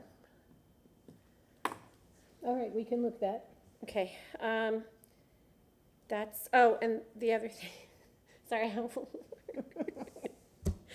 it's a problem with having architects on your board. The base course for the townhomes, was there an idea around adding brick to that rather than doing the stucco? Yeah, we It's did. it's gonna save homeowners in the end, in my opinion, in terms of impact. You know that it's gonna get hit at some point, right? And you've seen just how lovely stucco looks after a while. And because you're doing that really nice brick feature, it seems to tie the whole project potentially together. Was there consideration for that during the design process? Definitely, we considered it. We just decided that the feature looked, it just was a better feature just not to have any additional brick. So we have just used paint to distinguish that. Okay. Then I only have one question. It's a zoning land use question. I love the storefront idea, but it also triggers the question: is there an opportunity for mixed use in this development? Is that allowed under the YC6? Because I don't know that. Is that something? It is allowed. There's a live-work category that has some problems associated with it, but we would love to do a bunch of them, right? So could these actually be seen as potential live-work units Only under the current? Only if the owner had the whole, had owned the whole piece, but at some point, there's a barrier a 2-hour barrier that has to be put between those uses. So what we don't want to have that happen. If we could sell it as a home office for Right. someone who would come in that's how we'd like to do So it. currently, you're not designing it for the mixed use, right? So Right. There's no concern of future signage or anything like No, that? no. Okay, So, all right, that was the impetus of where I was yeah, going yeah, with you that. just brought up a topic that's just kind of, I guess, one of my touching points, because we've looked at trying to do mixed, use, like live-work, really, I'd say more Right. than mixed use. In the Barrio and, in other places, the city of Tampa, I've, spent a lot of money at trying to figure it out that I couldn't. And the biggest issue is that the city of Tampa requires an ADA parking space for every single unit. And where in an urban location Right.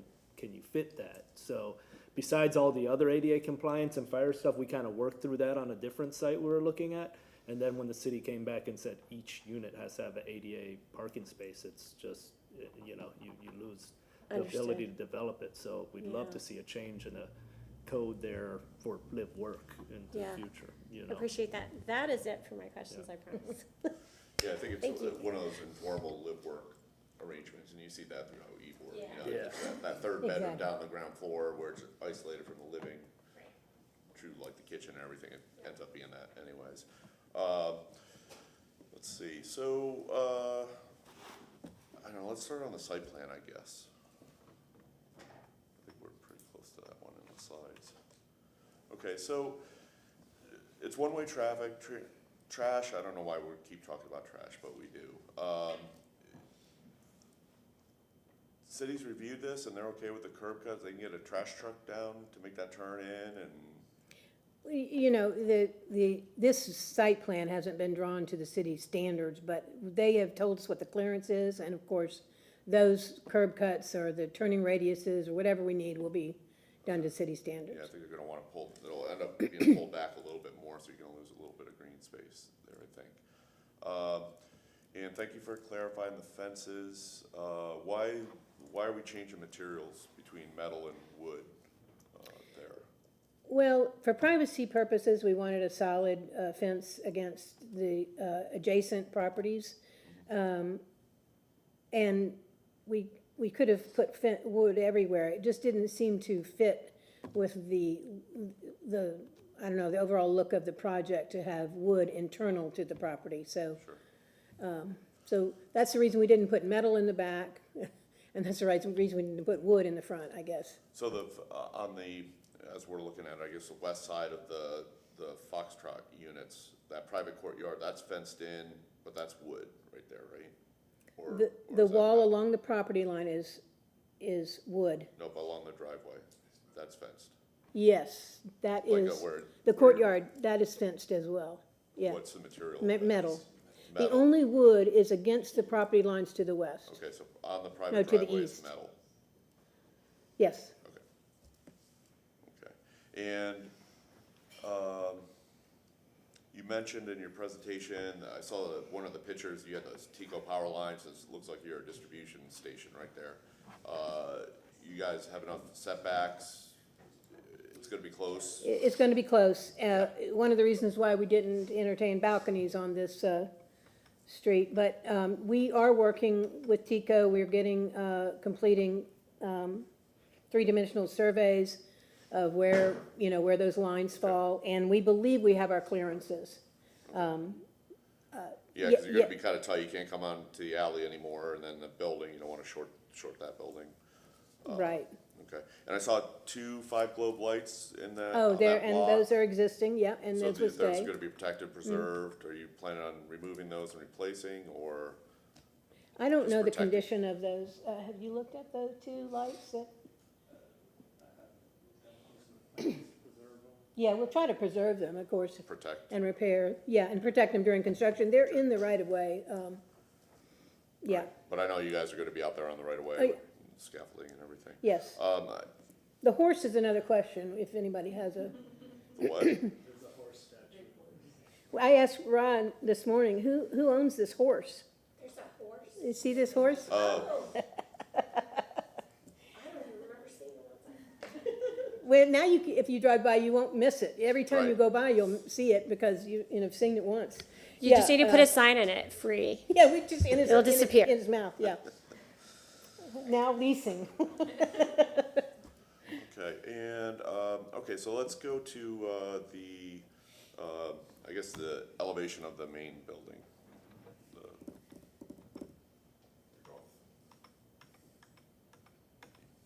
So, okay, so I tend to agree with my commissioner on the, you know, maybe that wainscot, maybe that, you have thin brick for that center element, right? And then wrapping it, then it goes to the wainscot at the bottom is going to stucco all the way around on three sides. It might be more durable there to make it thin brick as well, maybe a change of material just to preserve that. I like the moves that you've made here with all the pop-ups, you know, the two side units, they're getting pushed back. The front one, you're dividing that building. I was kind of thinking maybe that, you know, maybe you should be more proud and bring it out, and I think that's a direction that you could have gone. Before, I think one of our concerns was that that pop-up in the middle was too close to the front parapet wall, and we were looking for more setback. So how far is that setback right now? Now that it, The center one? yes, The center one is pushed back 12 inches from the rest of the just 12 stucco inches. facade. That's all we had to work with, yeah. Okay, and that's all gonna be brick detailing. You see you've got like a little picture frame in the middle of the four windows, and Yep. you have some banding all the way up at the top. And Yes. is that like a flat roof, like with zero reveal? There's no parapet up there, right? There's no parapet. I know we have, this has a little bit of detail on it. Okay, so it's gonna be stucco, and then you Yeah. do the zero reveal around, 12 inches back. Okay, what's the materials of the other two stair penthouses? They will probably be stucco. They're wood frame, and we'll probably put Wood stucco on frame? them. Okay. And did they have a similar type of overhang No, on them? they're lower, Okay, and if you took the top part, a portion of this center one off, they're just very simple shed roof, small slope okay, back, and we're just trying to downplay them. okay. And the roofing material up there, I mean, we can't see it at all. It's all behind parapet wall for the main roof. The upper roof is probably the same material, like a Yeah. membrane. A TBO, I think, is what we're using. Okay, Oh, the roof, we will have deck material there. It won't, like pavers, pavers, yeah. okay. Okay.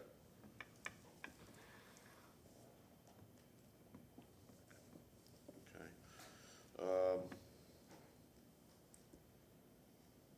we covered that. Let's go to the elevations again of the main building, the golf building. I like what you did there with the windows. Keep going. No, that's good right there. Okay, can you go to the rear elevation?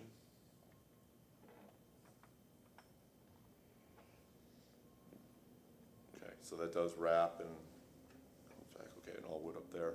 But you are bringing the brick around to the back side of the pop-up in the middle? Yeah, the whole surface will be. Okay. Right. And I'm gonna disagree with my commissioner. I like the solid panels to be used everywhere on the building. I think they're more, for a modern building like this, it's a little bit more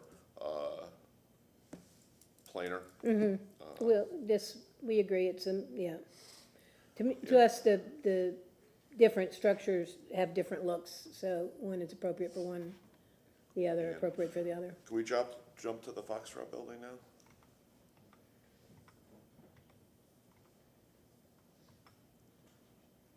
Elevations? Yeah, please. I think you've done some good work here. I do think you need another window in that stairwell would bring a lot of light in there. That would help that other elevation. I think you've already made some great progress in adding windows and getting those more aligned. I think that would help the project.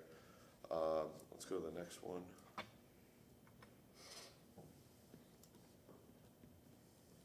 All right, we're going 5 feet crimp, metal roofs there, stucco base on both buildings. Yes. I apologize for that error. Okay, so on the garage building, you call it a stucco wall finish there, but it looks like it's hardy? Yes, it's hardy. It's hardy? It is. Okay. Okay, and could you go to the next one?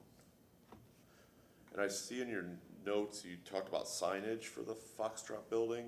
There's no signage besides building numbers, and it was one of There's the, no signage Yeah, if it's It's one of the discussed, staff comments, provide signed proposal. Is that just building, like, numbers? oh, if, I guess, well, maybe in the Foxtrot, yeah, just numbers, and we did go through that, right?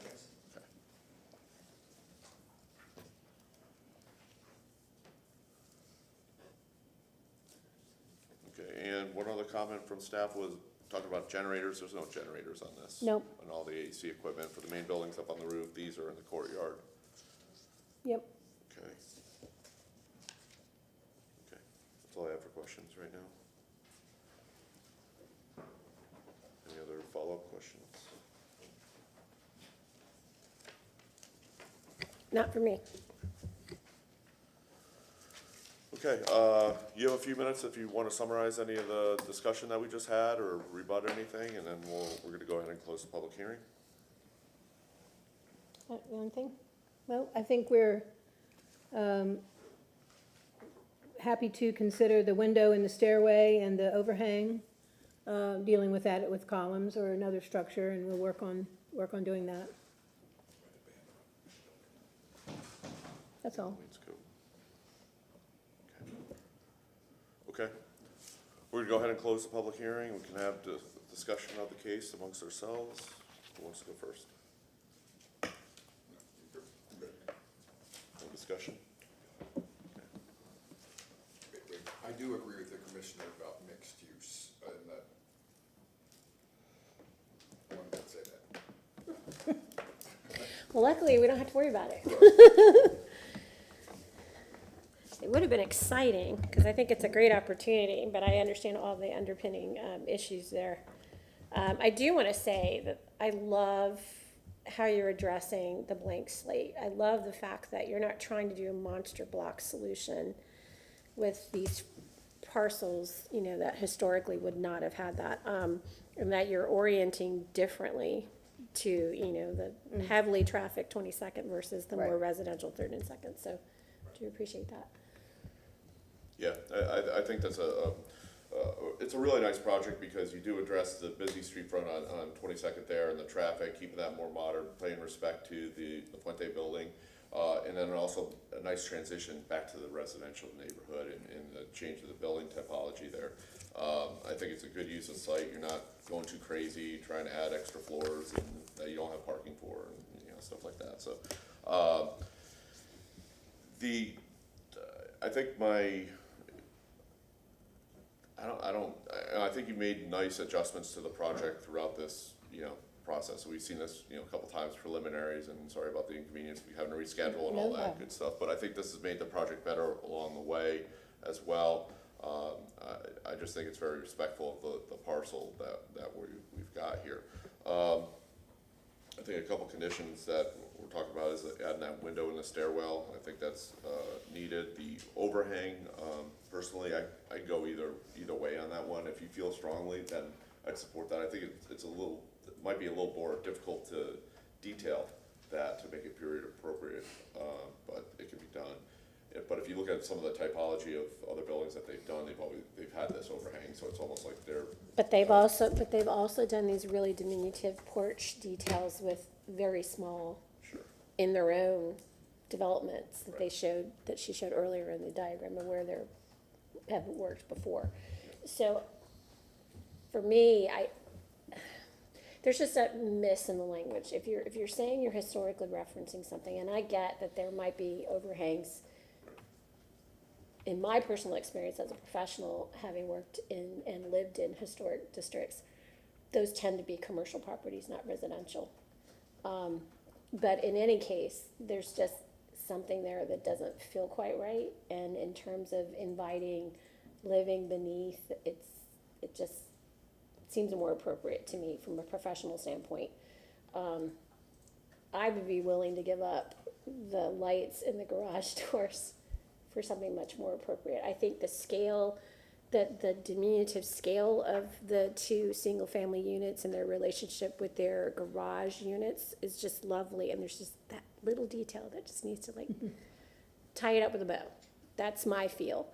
I don't think the brackets would have been appropriate here. I think because they have such a small amount of personal space, private space, just adding that one more detail that feels more cozy and private. Obviously, you would think that whoever buys this, lives here, is going to do things to make it feel even more private. Yeah. It just adds one more level of privacy.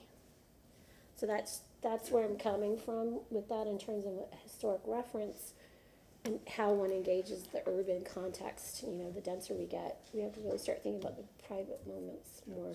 But I agreed, like, the brackets that they had before, are like, you know, they're way out of scale and not appropriate. So, you know, another detail like that would be Yeah, appropriate. and I know that they can handle it because they've done it. I think you were going through our kind of list of things we talked about. I really, really feel strongly about the brick veneer versus the stucco at the base of the main building. I just feel like it's like the last finishing touch for that particular part of the project. Yeah, especially when it wraps the building on three sides, and Yeah. it really, it's durability wise, it's gonna help out a Yeah. lot, and it's gonna be a nice transition. I don't think it would be the same color as the main element in the middle. but Not a different- necessarily. You know, Yeah. it could be a different, you know, total difference, but I think that'd be a good way to go.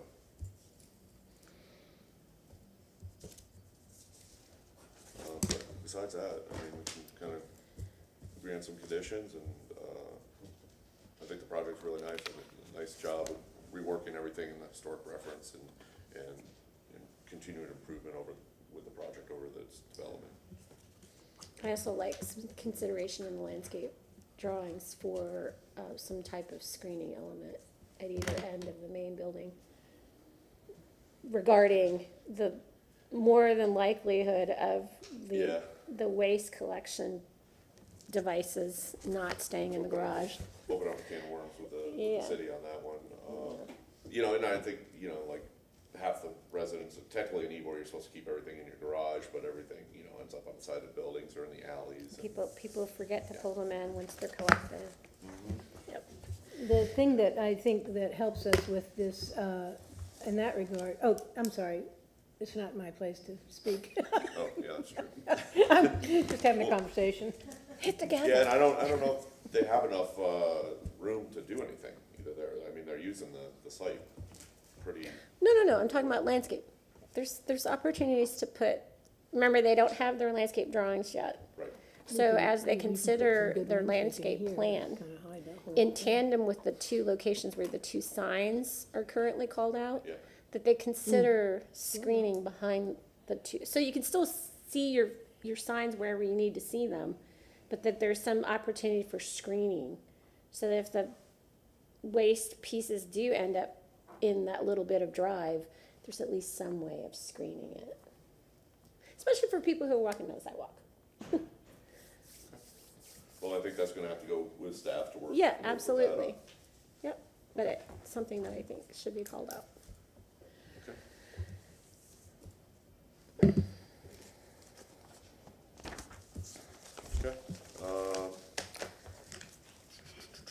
I would love to make a motion if there are no other comments. No? No, we're good? Yeah. Oh, I just had the front page, there it is.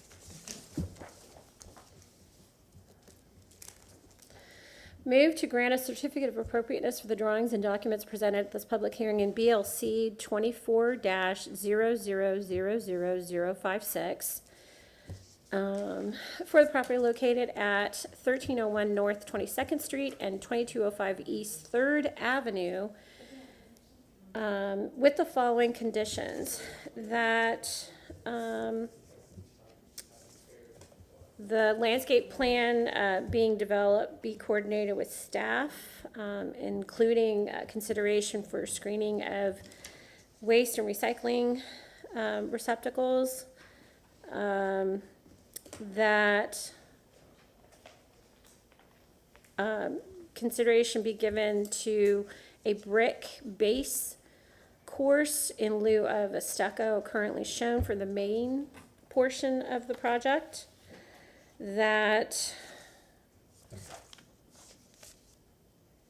that the overhang condition at the rear of the single-family units be reconsidered to include a small porch element with potentially posts or columns.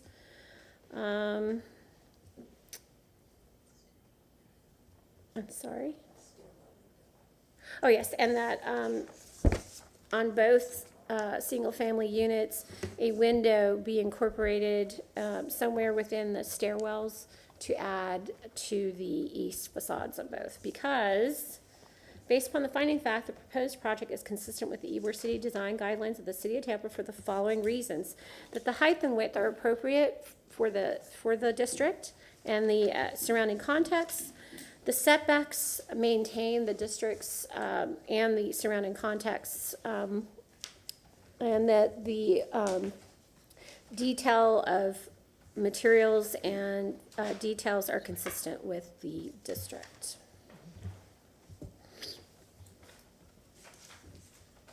I second the motion. So there's been a number of conditions placed upon this application. Has the applicant heard these and agreed to these said conditions? Yes. Okay. So the applicant has agreed to these conditions. All in favor of said motion, say aye. Aye. Opposed? Motion carries. Congratulations. Thank you. Thank you. Good morning, Commissioners. Our next agenda item is BLC 24 000090. This is for the address of 2216 East 10th Avenue. Currently, it's a vacant parcel. The zoning attached to this is YC2, which is residential. The request is for a certificate of appropriateness for new construction, single-family residence with site improvements. The structure will be approximately 2,300 square foot.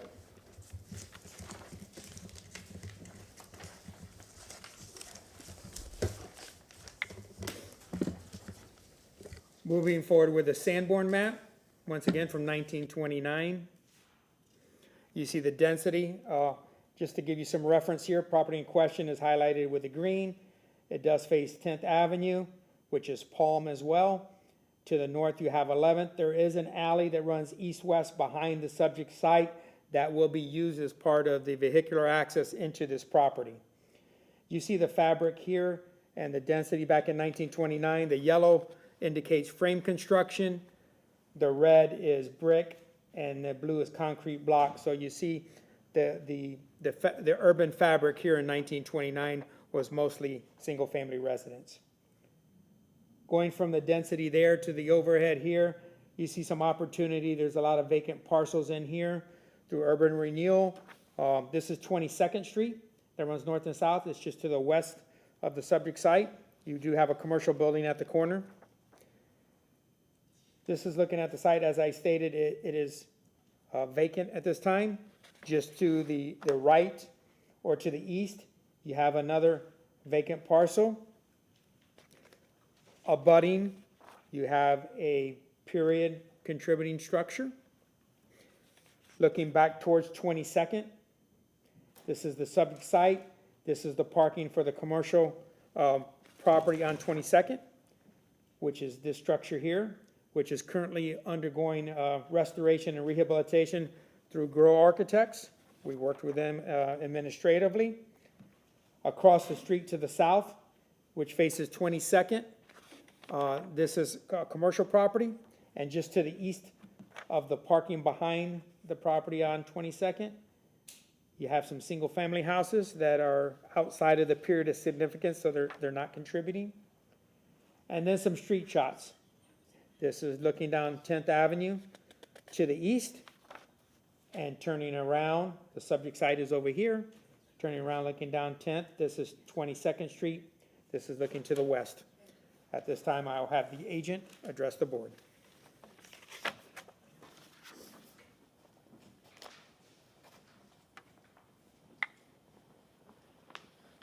Good morning, Stephanie Gaines, Grow Architecture. Let me get to that one. I don't often correct Ron, but I'm going to start with correcting him on one minor thing. Let me get to it. I pointed out before, just in the big scheme, where these two buildings are. This is application 6, and then the last single-family home is here that we'll present today. What I wanted to, let me go to the site plan. What I wanted to correct is that our survey information is that there is no active alley in this location. We actually would have preferred it to be there because it's not. We're getting an easement across that commercial building on the corner, across that property, to access the rear of this property so that they can have a garage. So that was the only thing I wanted to comment on. Let me go back and see if there's anything else. You've all seen the Sanborns and how the buildings are oriented and crammed in tightly. Oh, and I only wanted to point out here that on this street, 10th Avenue, the street has a curb, but it has no sidewalk. And the property that we're looking at is, I keep trying to use my pen on that.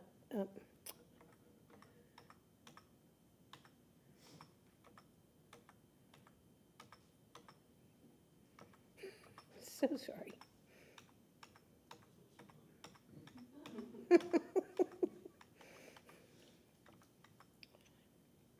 Where have wow, I went out. What is happening? I can't find it now. Hold on.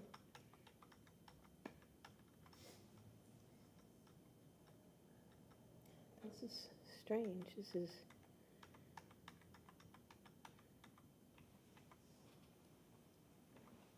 Okay, wow. Okay, I won't try to figure that out.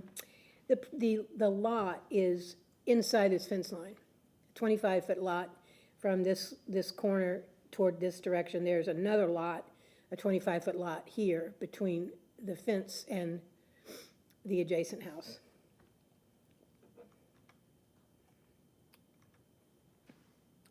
So in the site plan, we used the 3-foot side yards, which is what is required. We pulled the building up to the face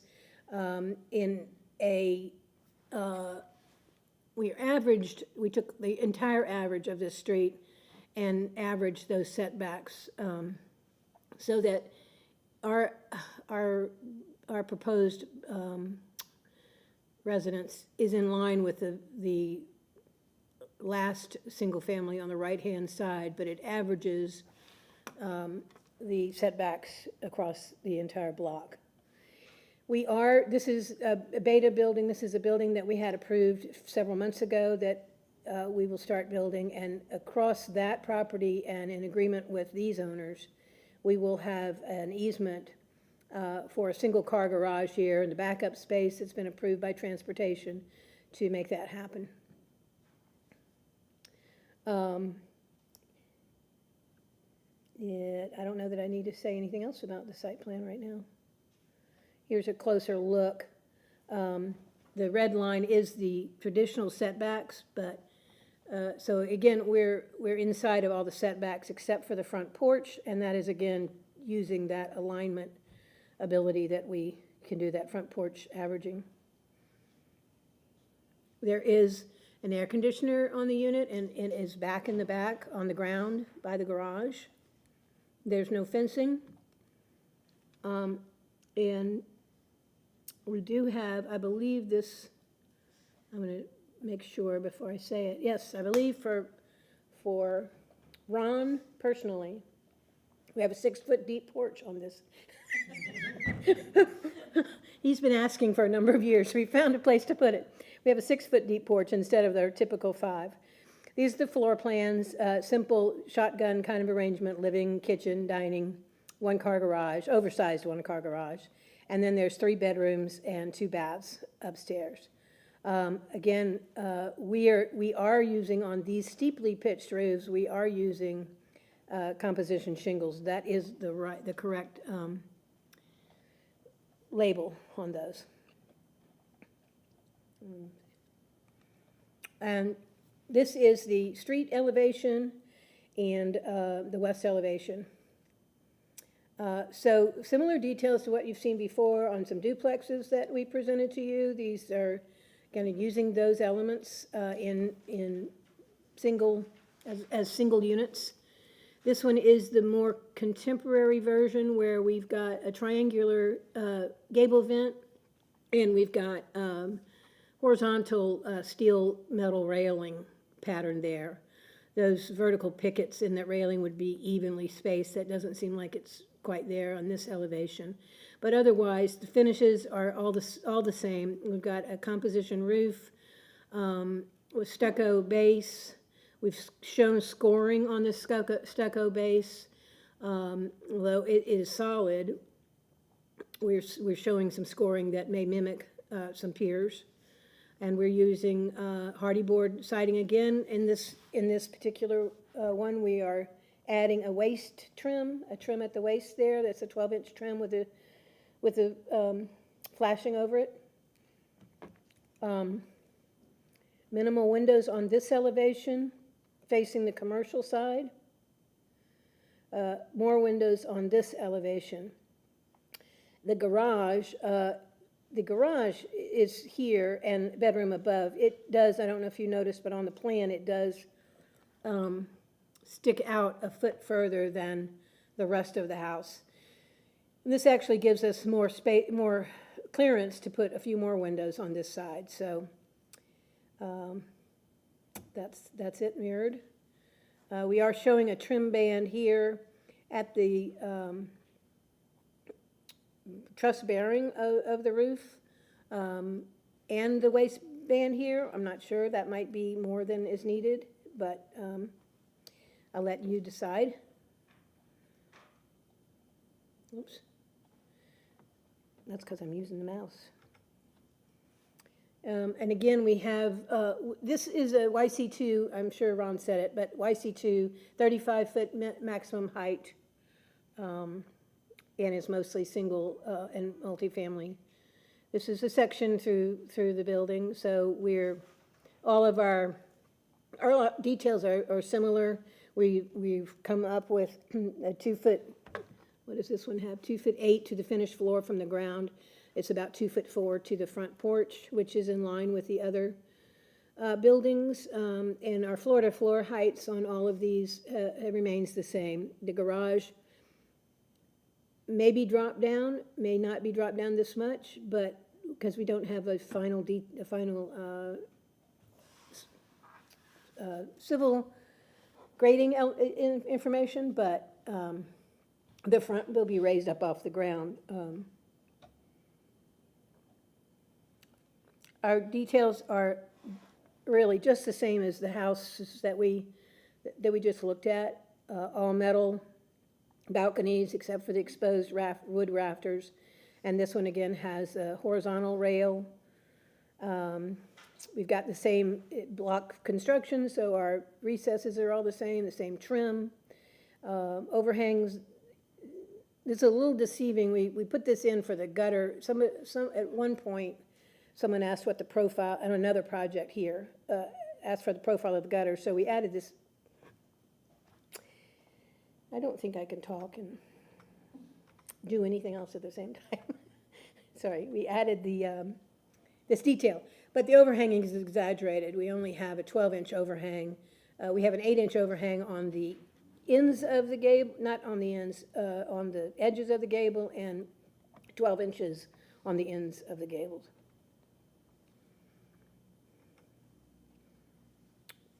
Finished materials, same as what we've shown you before. These units will have glass entry doors, whereas our commercial looking units, ones along 22nd I just showed you, they'll have solid doors. But these have, as do all of our single family that we've been showing you. And that's the rendering of it. Sorry, I zipped through that, but be happy to answer questions.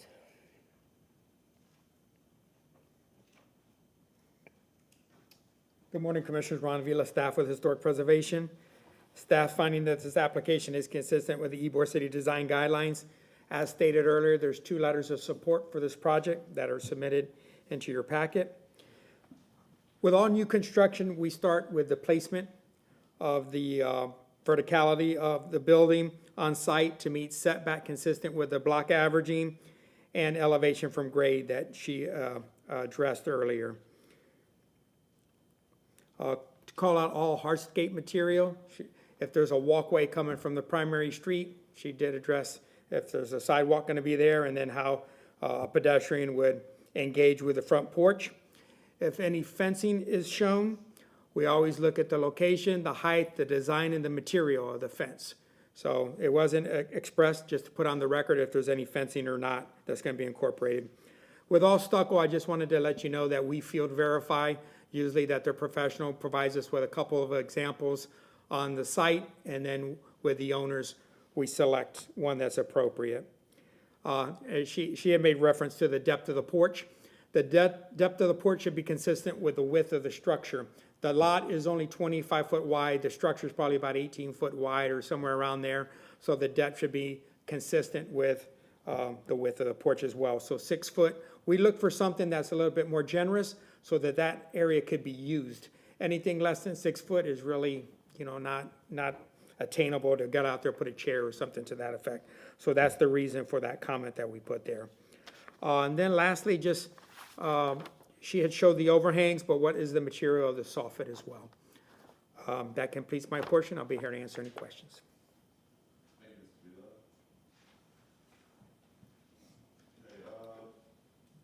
Anyone here from the public wishing to comment? Seeing none.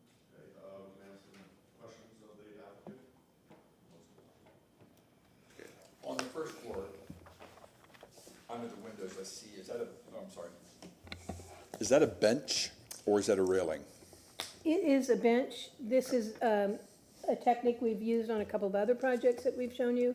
Instead of putting a railing, we've put something that's about 12 inches deep so that it gives the look of a railing, but we can actually use that. So that's what it is, a bench. It's fastened to the porch. Thank you. The porch roof material, do you have an example of that?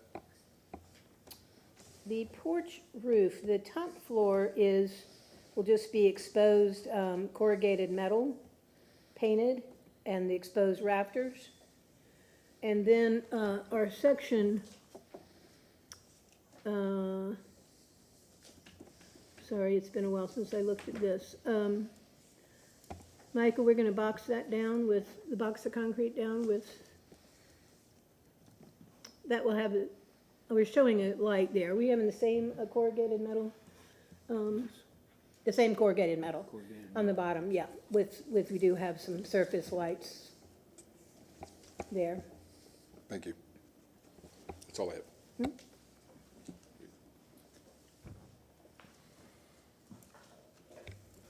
Hi, sorry, could you go to the slide previous for this that showed the side of the home?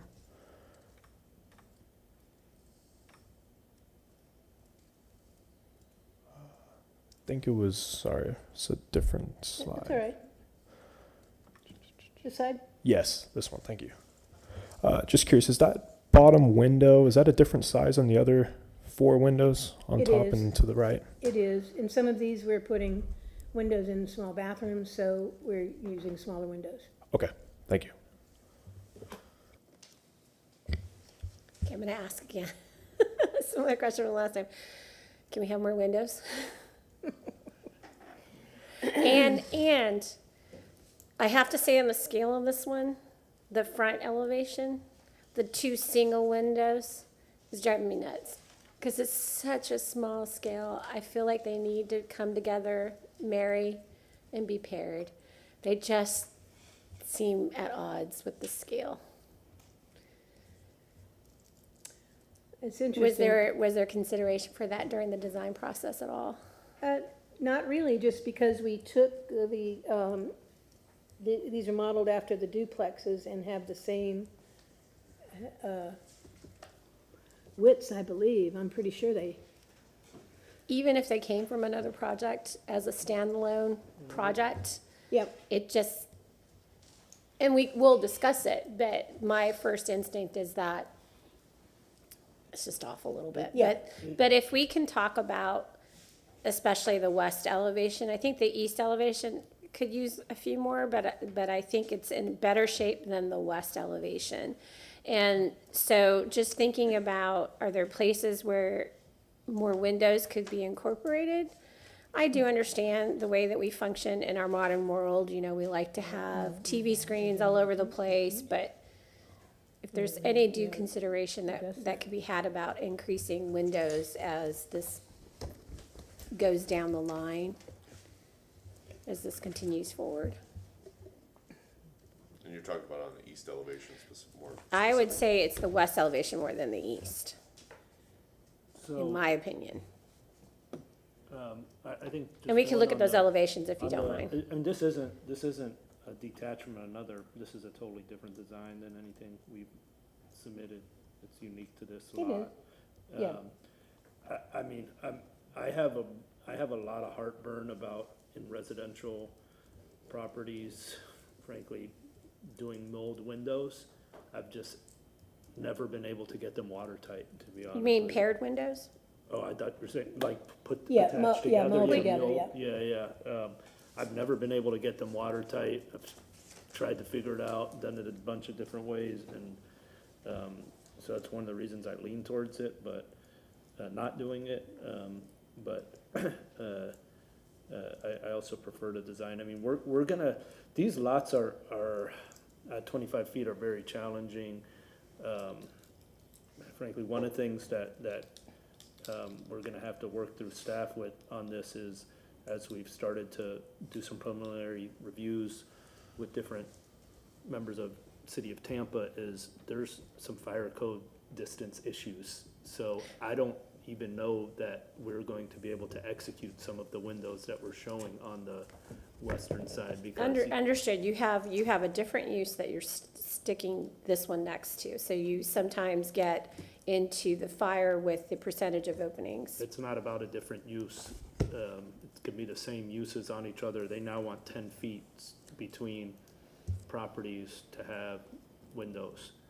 And when you got a 25-foot lot, right, if I take both sides of the property, and a lot of the adjacent properties are non-conforming, grandfathered in within, 2 feet or even sometimes less of the property line. So now if I gotta go 8 on one side, where's my building pad is starting to shrink to like 12, 13 feet. Understanding those restrictions, if there's a possibility of introducing other openings or potentially looking at paired openings, is that a possibility for you and your team to consider? Yeah, I mean, I would definitely look at putting more openings in. I mean, it's one of the things that we'd prefer to do. I don't like the paired openings, to be honest. I mean, I'm not gonna take a rejection for it, but. would it help if they were together, closer together? I don't know, I'd have to see it. I also think that the openings closest to the front porch are too close to the corner of the building. They're- Yeah, And the back one. There was something I was gonna ask, what manufacturer are you looking at right now for your windows? oh, I've forgotten what. ES. So there are some That's this manufacturers window right that do create paired windows as a system, an assembly, so you're not building it. So you don't have to rely on a carpenter to build the condition for you. It's just a suggestion to reconsider if that's a possibility and you're comfortable building it on site that way, just to think about some other manufacturers that can do the same thing, give you the same look, but allow you to have that condition without, fear of water penetration, those sorts of things. I understand being married to a manufacturer, it's great because you know how they go in and all of that, but. Well, you've been through a few. This is not the only one. No, I'm not married to any of them. Okay. Yeah, it's the wind loading that, Understood. obviously, The but, cladding mixed with the wind loading and, Yep. all Understood. that. Yeah. It's tough to. Okay, but yes, product. we certainly will keep it on our I mean, but if thank you for the idea. I haven't even, you know, we've brought this up in and out of historic districts, of windows, attached windows. So if there's a product that has it already attached, that would give me a lot of resolve, because the water issue would be solely on them to warranty. Correct. All right, well, thank you. That's it for my questions at this time. Yeah, my questions are basically about the same thing, the window patterns and the number. The commissioner touched on the front, you know, I mean, if you group those in, even the door is a little close to the side there, so you're gonna have issues with your trim. So maybe that kind of, with a smaller scale, 18-foot wide, I think it compresses everything, so proportions are a little bit more important. But the two windows that we're looking at here on the ends by the trim are way too close to the ends. I know one's a master bedroom, the other's a living room, so I think those could be, you know, master bedroom having a double window there or something might be nice, and same with the living room. There's some dining areas, so I think there's opportunity there. I know you have budget constraints with the amount of windows, but I think that it needs to be explored a little bit more. When we talk about our roof, is there a particular reason why that kind of bumps up? You made that back little section a little wider. Is it driven by garage width? It is. We wanted to assure space for one car as well as the trash cans, so that, you know, Can you there go to the wasn't plan? an It looks like excuse you have there, a lot of but room back there. the top floor that's built over that is kind of pinched as well. You know, there's a bedroom and a bathroom. We're trying to get in that space. Can we look at the plans? Oh, I'm sorry. I'm looking. I'm right here. Oh, yeah. That's great. Here we go. Yeah, so the second floor gets a little pinched. Yep. More so than the Yeah, first. I mean, that was an adjustment that we made as we're talking to staff. Part of the reason, so we can make sure at least on one side, for fire, we're going to be able to have windows. Originally, we had it all the same. Yeah, what actually happened is we narrowed the unit to be able to get a 5-foot clearance there on the east side. Right. So that we could maximize our windows on that side at least. Okay. Can we look at the site plan? So the lot to the west, is that the law office? Correct. And that's the one that you're getting an Easement, easement from? correct. But this isn't the same project that you guys did the alley. That's a different block. But this is, Yes, this is a different block. Different block where you guys had the setbacks and moved things and had the alley. that's, Okay, yeah, that's a different that's the block north, Okay. yeah, yeah. I was like, I thought we kind of had a alley solution there. So the alley further to the east is not improved at all. It's blocked. Is there technically an alley There's there? no platted alley there. There's no platted? There's no platted alley. That was my correction to Okay. Ron. So you guys actually have to do the easement. There's no remnant of an alley even on the west side? No. Okay. Okay. And I see what you did with your block averaging. You're taking your front setback of 5 foot, which is, you're using the last unit on that block. Well, we kind of use the whole block, because the commercial building has 0 setback. Right. And the single family on the far end is up to 5 feet. So we took the frontages of, you know, and averaged it. Okay. You kind of need to. Okay. Okay, that's all I have for questions at this point. Any other questions for the applicant? I just want to confirm the soffit condition of the roof. It was one of the staff comments. You had 2 conditions on that one sheet of materials or whatever it was, and one showed almost like an open rafter tail situation, and then the other one where you had the gutter, and you were talking about the gutter, it was a closed soffit system. Well, that is true. We have open rafters on the porches Okay. and a closed soffit, which we would probably use it's shown as a beaded plywood, but we'd probably use a vinyl or Hardy, which is the siding we're using, makes a vented, lineal vented soffit.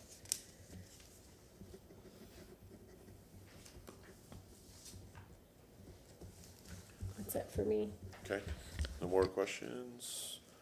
Okay,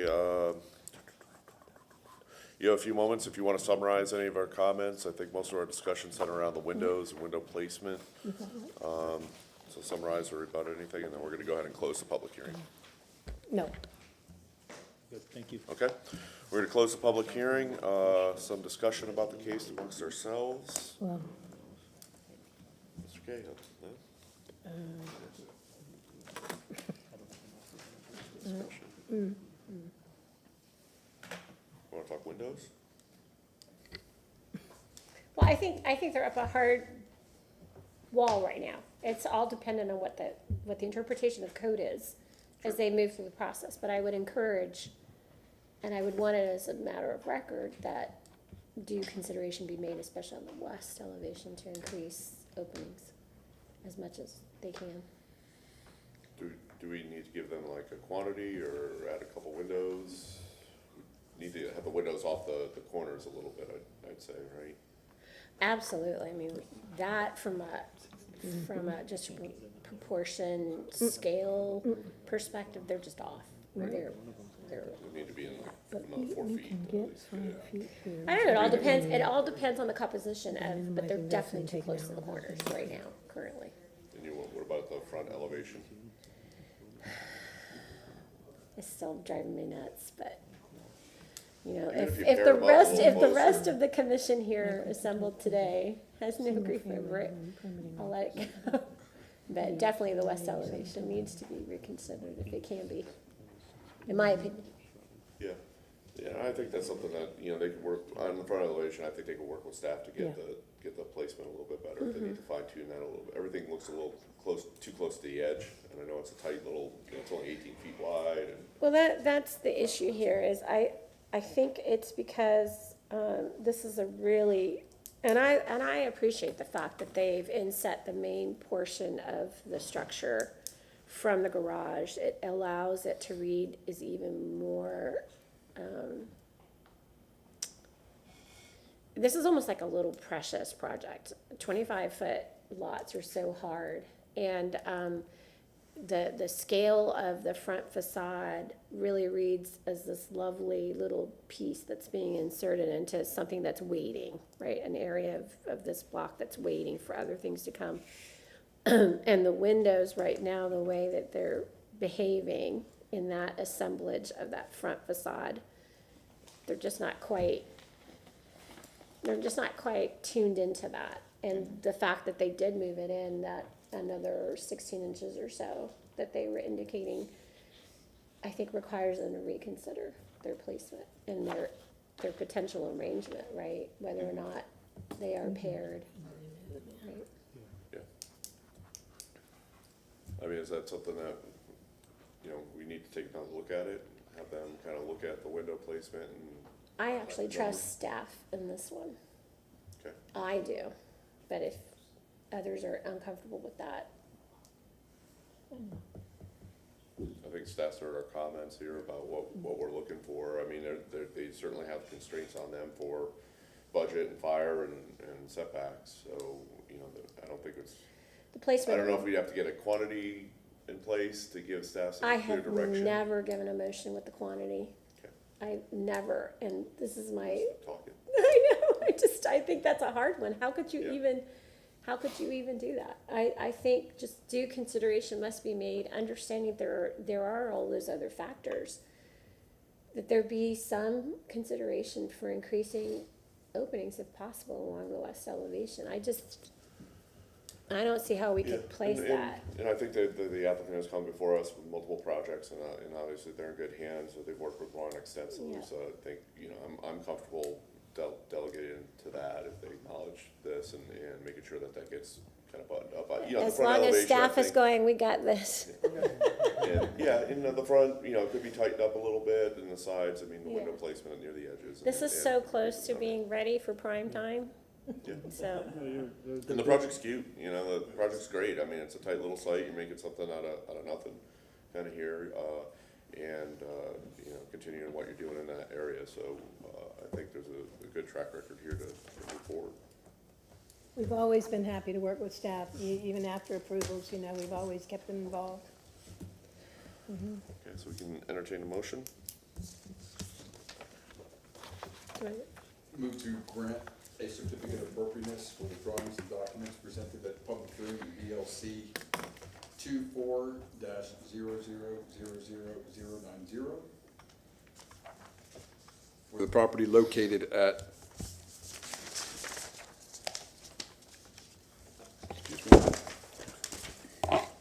2216 East 10th Avenue, Tampa, with the following conditions: that more attention be made to adding windows to the, was it the east side of the building? West West side of the building. Consideration be given to pulling the windows and doors away from the edges of the building. and the final stucco at the foundation be reviewed with staff. And the final stucco at the foundation be reviewed with staff. We can touch on the front elevation, we'll work with staff on the final Oh, yeah. front elevation. Right, and to work with staff on the front elevation. Because based on the finding fact, the proposed project is consistent with the Ybor City Design Guidelines of the City of Tampa for the following reasons.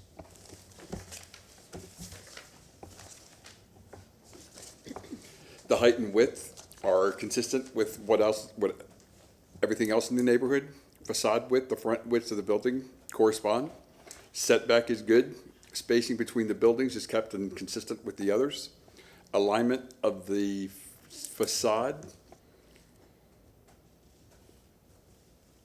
is okay, and similarity of details and forms. The building materials also maintain traditional, are within the guidelines. I second the motion. I'm sorry? I'll second the motion. Okay. Yeah, I think we're good there. Okay, so there's been a number of, Dana, are you good with not completing the motion there? Because based upon the finding of fact, we're good? Okay. Okay, so there's been a number of conditions placed on this application. Has the applicant agreed to these and acknowledged? I accept. Okay, they've acknowledged and agreed. All in favor of said motion, say aye. Aye. Opposed? Motion carries. Practice. Yeah, yeah, yeah. We'll just keep pushing them at you. Good morning, Commissioners. Ron Vila, I'm a planner for Historic Preservation. Our last agenda item this morning is BLC 24 0000147. This is for the address of 2318 East 12th Avenue. Currently, it's a vacant parcel with the underlying zoning attached to it as YC2. The request coming forward for approximately 2,000 square foot single-family residence. Their request is for a certificate of appropriateness for that single-family residence with site improvements.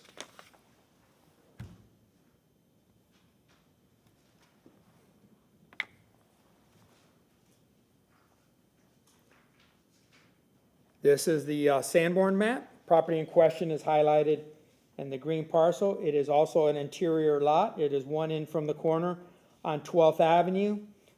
To the east, you have 24th Street, and to the west, you have 23rd. In 1929, it shows a right-of-way behind the property that is a great expanse. It's wider than an alley. It was treated as 12th Avenue as well. There's 12th Avenue here and a 12th Avenue here. There was some confusion. When we looked at this with the other departments, transportation had some concerns with the viability to getting into the back of this property. I'm going to reserve request to comment on that, and I'll let Ms. Gaines kind of take the lead on that. Currently, the final plan coming forward, they're going to use the primary street to come off of that street for the vehicular access. This is looking from 12th Avenue into the parcel. There is a tree question here. Natural Resources looked at it. The tree can be removed. Some of the fabric immediately. This is the abutting contributing structure to the west. This is abutting to the east. Looking down the street, 12th Avenue terminates into 24th. This is to the east. Turning around looking to the west, you'll notice that there are no sidewalks on both sides of the street. With new construction, you got to incorporate sidewalks. Once again, they're going to address this through their presentation. And directly across the street, you have these period homes of different eras. You see the pitch roofs. There's a great concentration around this immediate parcel here for the acceptance of the new construction. At this time, Ms. Gaines will address the board.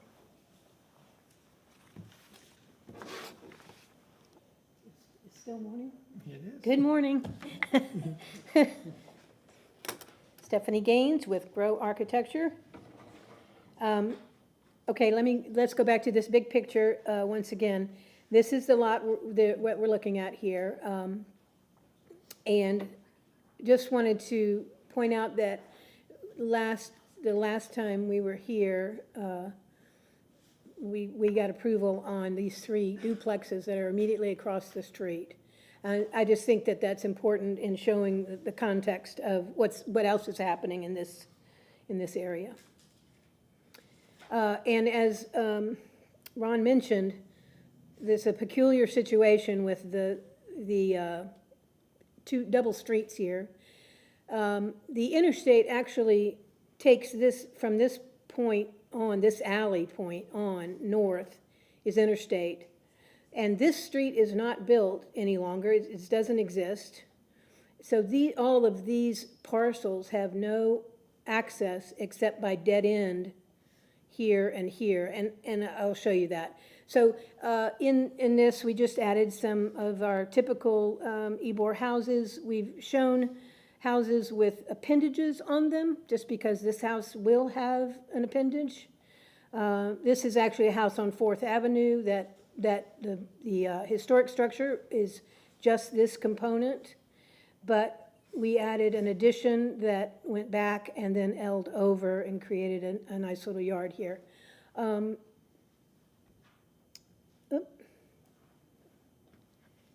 I keep touching this mouse, sorry about that.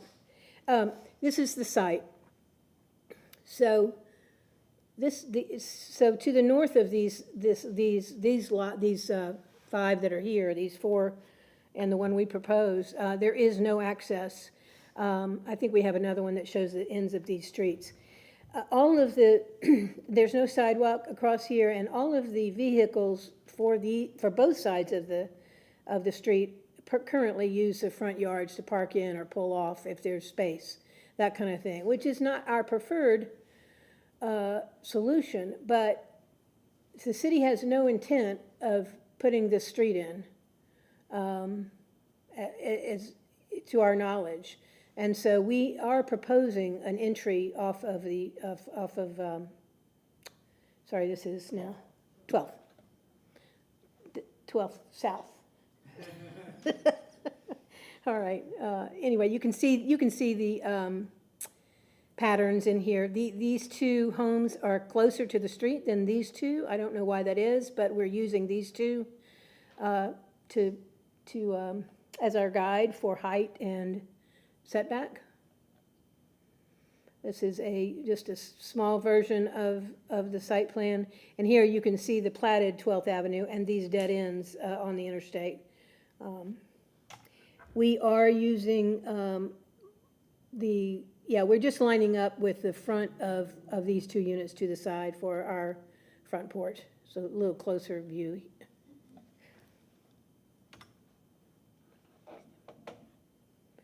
Here's a close view of the site. The red lines are the setbacks, 3 feet on all sides. The rear has a 10-foot setback, and the front we are coming forward to line up with the adjacent houses. And we originally had shown to staff a 1-car garage where we show storage. They were very opposed to a garage door facing 12th Avenue, and we understand. So what we've provided is, with their direction, is just an open parking space in front of a room that just has windows on it that'll be used for storage. These are the floor plans. The far right is the ground level. It's similar to the other building we just looked at, living, kitchen, dining. Then it has that storage room tacked on to the end. The storage room is down at grade, and the rest of the house is up at the 2.5 feet above grade to align with the adjacent houses. There's 3 bedrooms and 2 baths upstairs, and a composition shingle roof on the front of the building.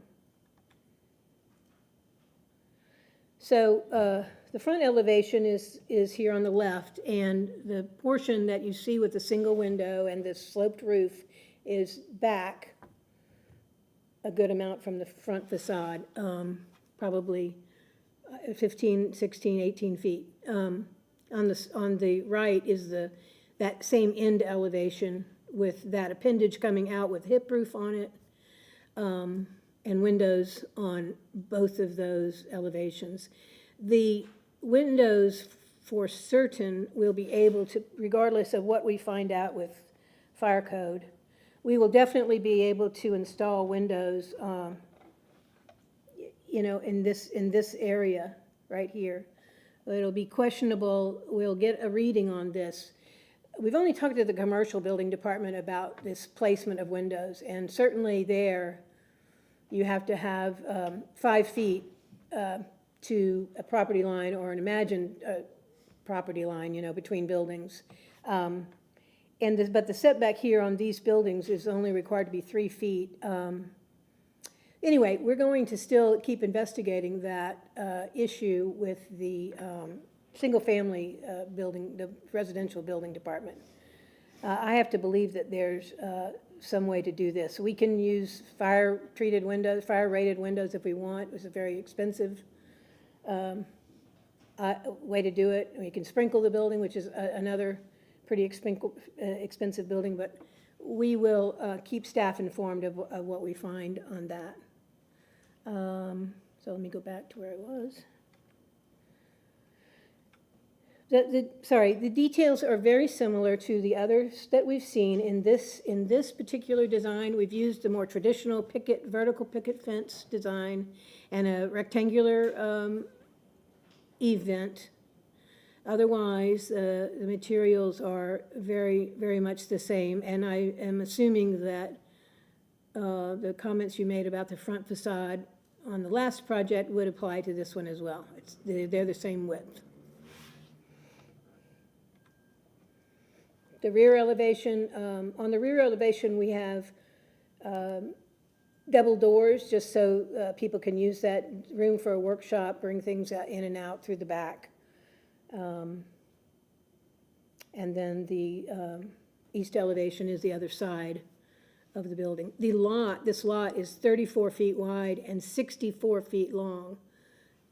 So normally we have 95 or 100 feet to work with. But because of the peculiar aspects. Section again through the building. The top of the roof is at just under 30 feet. Allowed height is 35. Steel porch with wood exposed rafters, and generally all the same details that we've shown you before. And this, other than the railing, I think is exactly the same details you saw on the last application number 6 that we have, or whatever, the BLC, I don't know the BLC number. Anyway. Materials are all the same. And this is a rendering of the structure. When you don't see the columns in 2 dimensions in front of the corners, it works a little bit better, I think, and then it's not as tight looking. And in reality, in perspective. That's the presentation.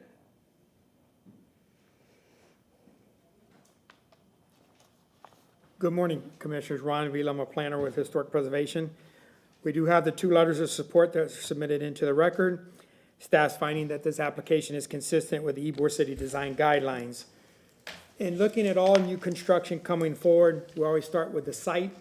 This site poses some challenges moving forward with the width and the depth. The depth is only 64 foot deep to encompass additional square footage, air-conditioned square footage. They kind of bumped it over to the more generous front yard that they have, or the side yard that they have, to capture some of that additional square footage that staff felt that it was consistent. She did show some precedent for that in the past. As always, when new construction, I tell you, we start with the setback. The setback is an averaging within the historic districts and only found within in the historic districts, the 4 districts that we have, that averaging is allowed. So they should use that to their benefit to line it up so there's not a missing tooth within that block. And then elevation from grade, we look for consistency along that block, which was submitted here. With that additional bump out to the side, the engagement of a garage door would be precedent setting in a negative direction, so that's why we did not support that. The air-conditioned space is acceptable, but the engagement for the garage would not be. The pattern is that the garages are detached. You have your primary structure and then the detached accessory structure. So that would violate the pattern that was there. So that's why we worked with them to find a solution. Same comments as the other one as far as the material selection. The hardy shall be smooth. We will field verify the stucco pattern in a foundation, the depth of the front porch, and then final color selection should be delegated to staff as well. I'll be here to answer any questions. Thank you. Thank you, Mr. Vila. Anyone here for public comment? Last chance. Okay. All right, we can begin with some questions for the applicant. Keith, you're going to go first this time. Okay. Just curious for the sidewalk, that would just be within the property, right? Property line to property line in front of this home? The sidewalk we've labeled as concrete sidewalk if required. We're happy to put the sidewalk in, but it's gonna look pretty strange to have it just across this, this house. And one of the things, the reason that I brought up that the duplexes across the street is because Michael and his team is building almost the whole block new there and will put in a sidewalk. So that side of the street will have a sidewalk. So it may not make sense to have a sidewalk here, but we're willing to do whatever is requested. We're not sure if the city is going to want us to put a sidewalk in or not. Thank you. I'm sorry if you covered it already. Is there any fencing proposed for this property? No fencing. Okay. And then AC unit? AC unit is in the rear of the property, behind the building. Okay. And I have no other questions.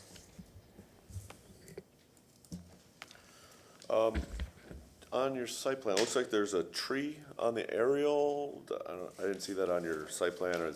No, sorry, yeah, we did not put this tree on there. It is a large Australian pine that the city has agreed to take out. Okay, no issues there? No issues. Okay.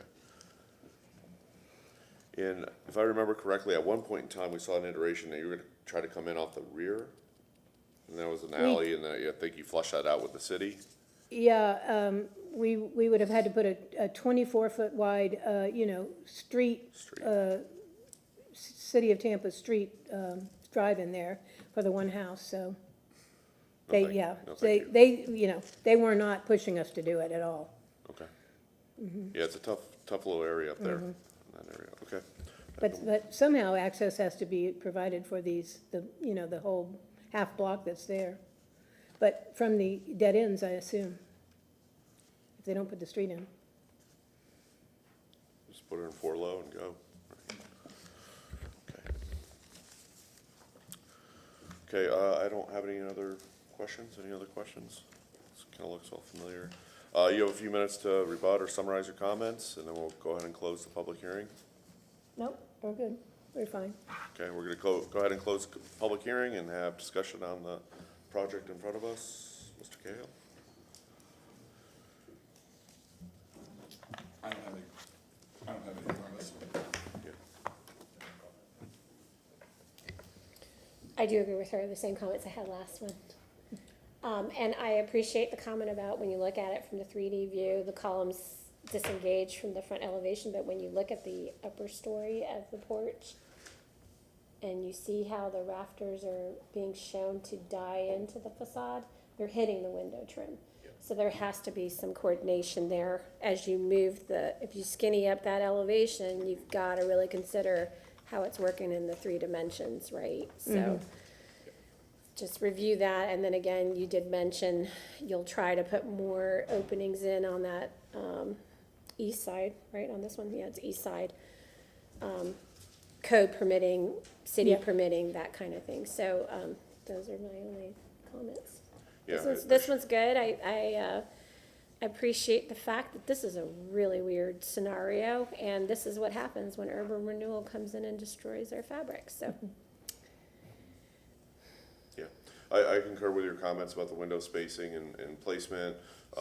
You know, in general, I try to get those windows a little bit more aligned and off the edges. I noticed the same thing with the rafter coming into the trim.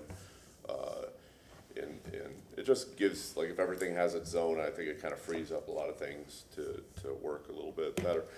The space in front of the car is a little awkward, but I don't know what else can be done with that. It kind of reminds me of something in the Northeast in New England. It's like, okay, well, you know, we do an addition there, we'll just park our car there so it's protected. You know, I actually thought about that because I'm really familiar with some of that in New England, having had family members living in Boston and other places in historic homes. And a lot of times you would see, because they don't have garages, you might see a door recessed in an alcove in that return area so that you can actually engage with the property before having to go all the way around to the front porch so that you can at least get in a little quicker.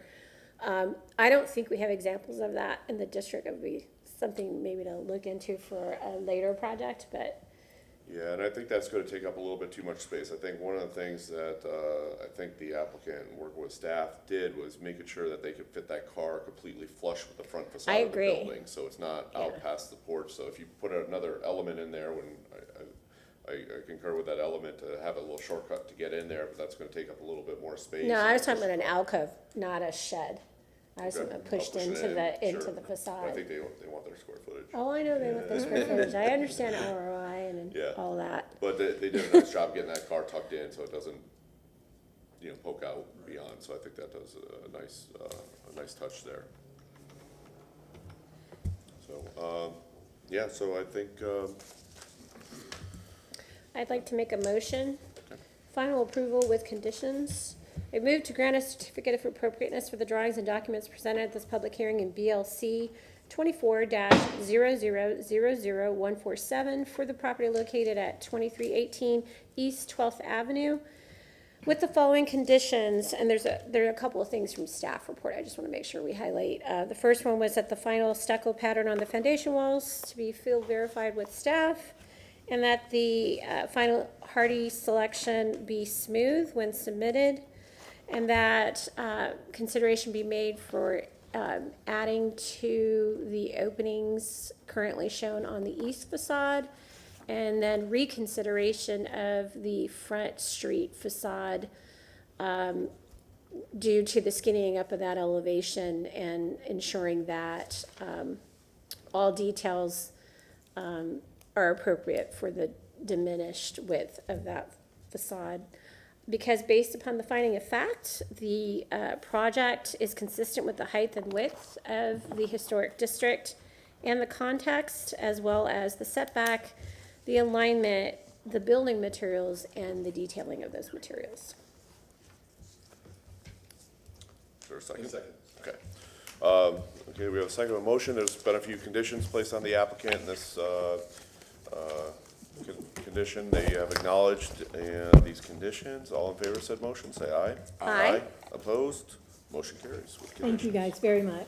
Thank you. And especially for making Congratulations. this special And we hearing have- for us.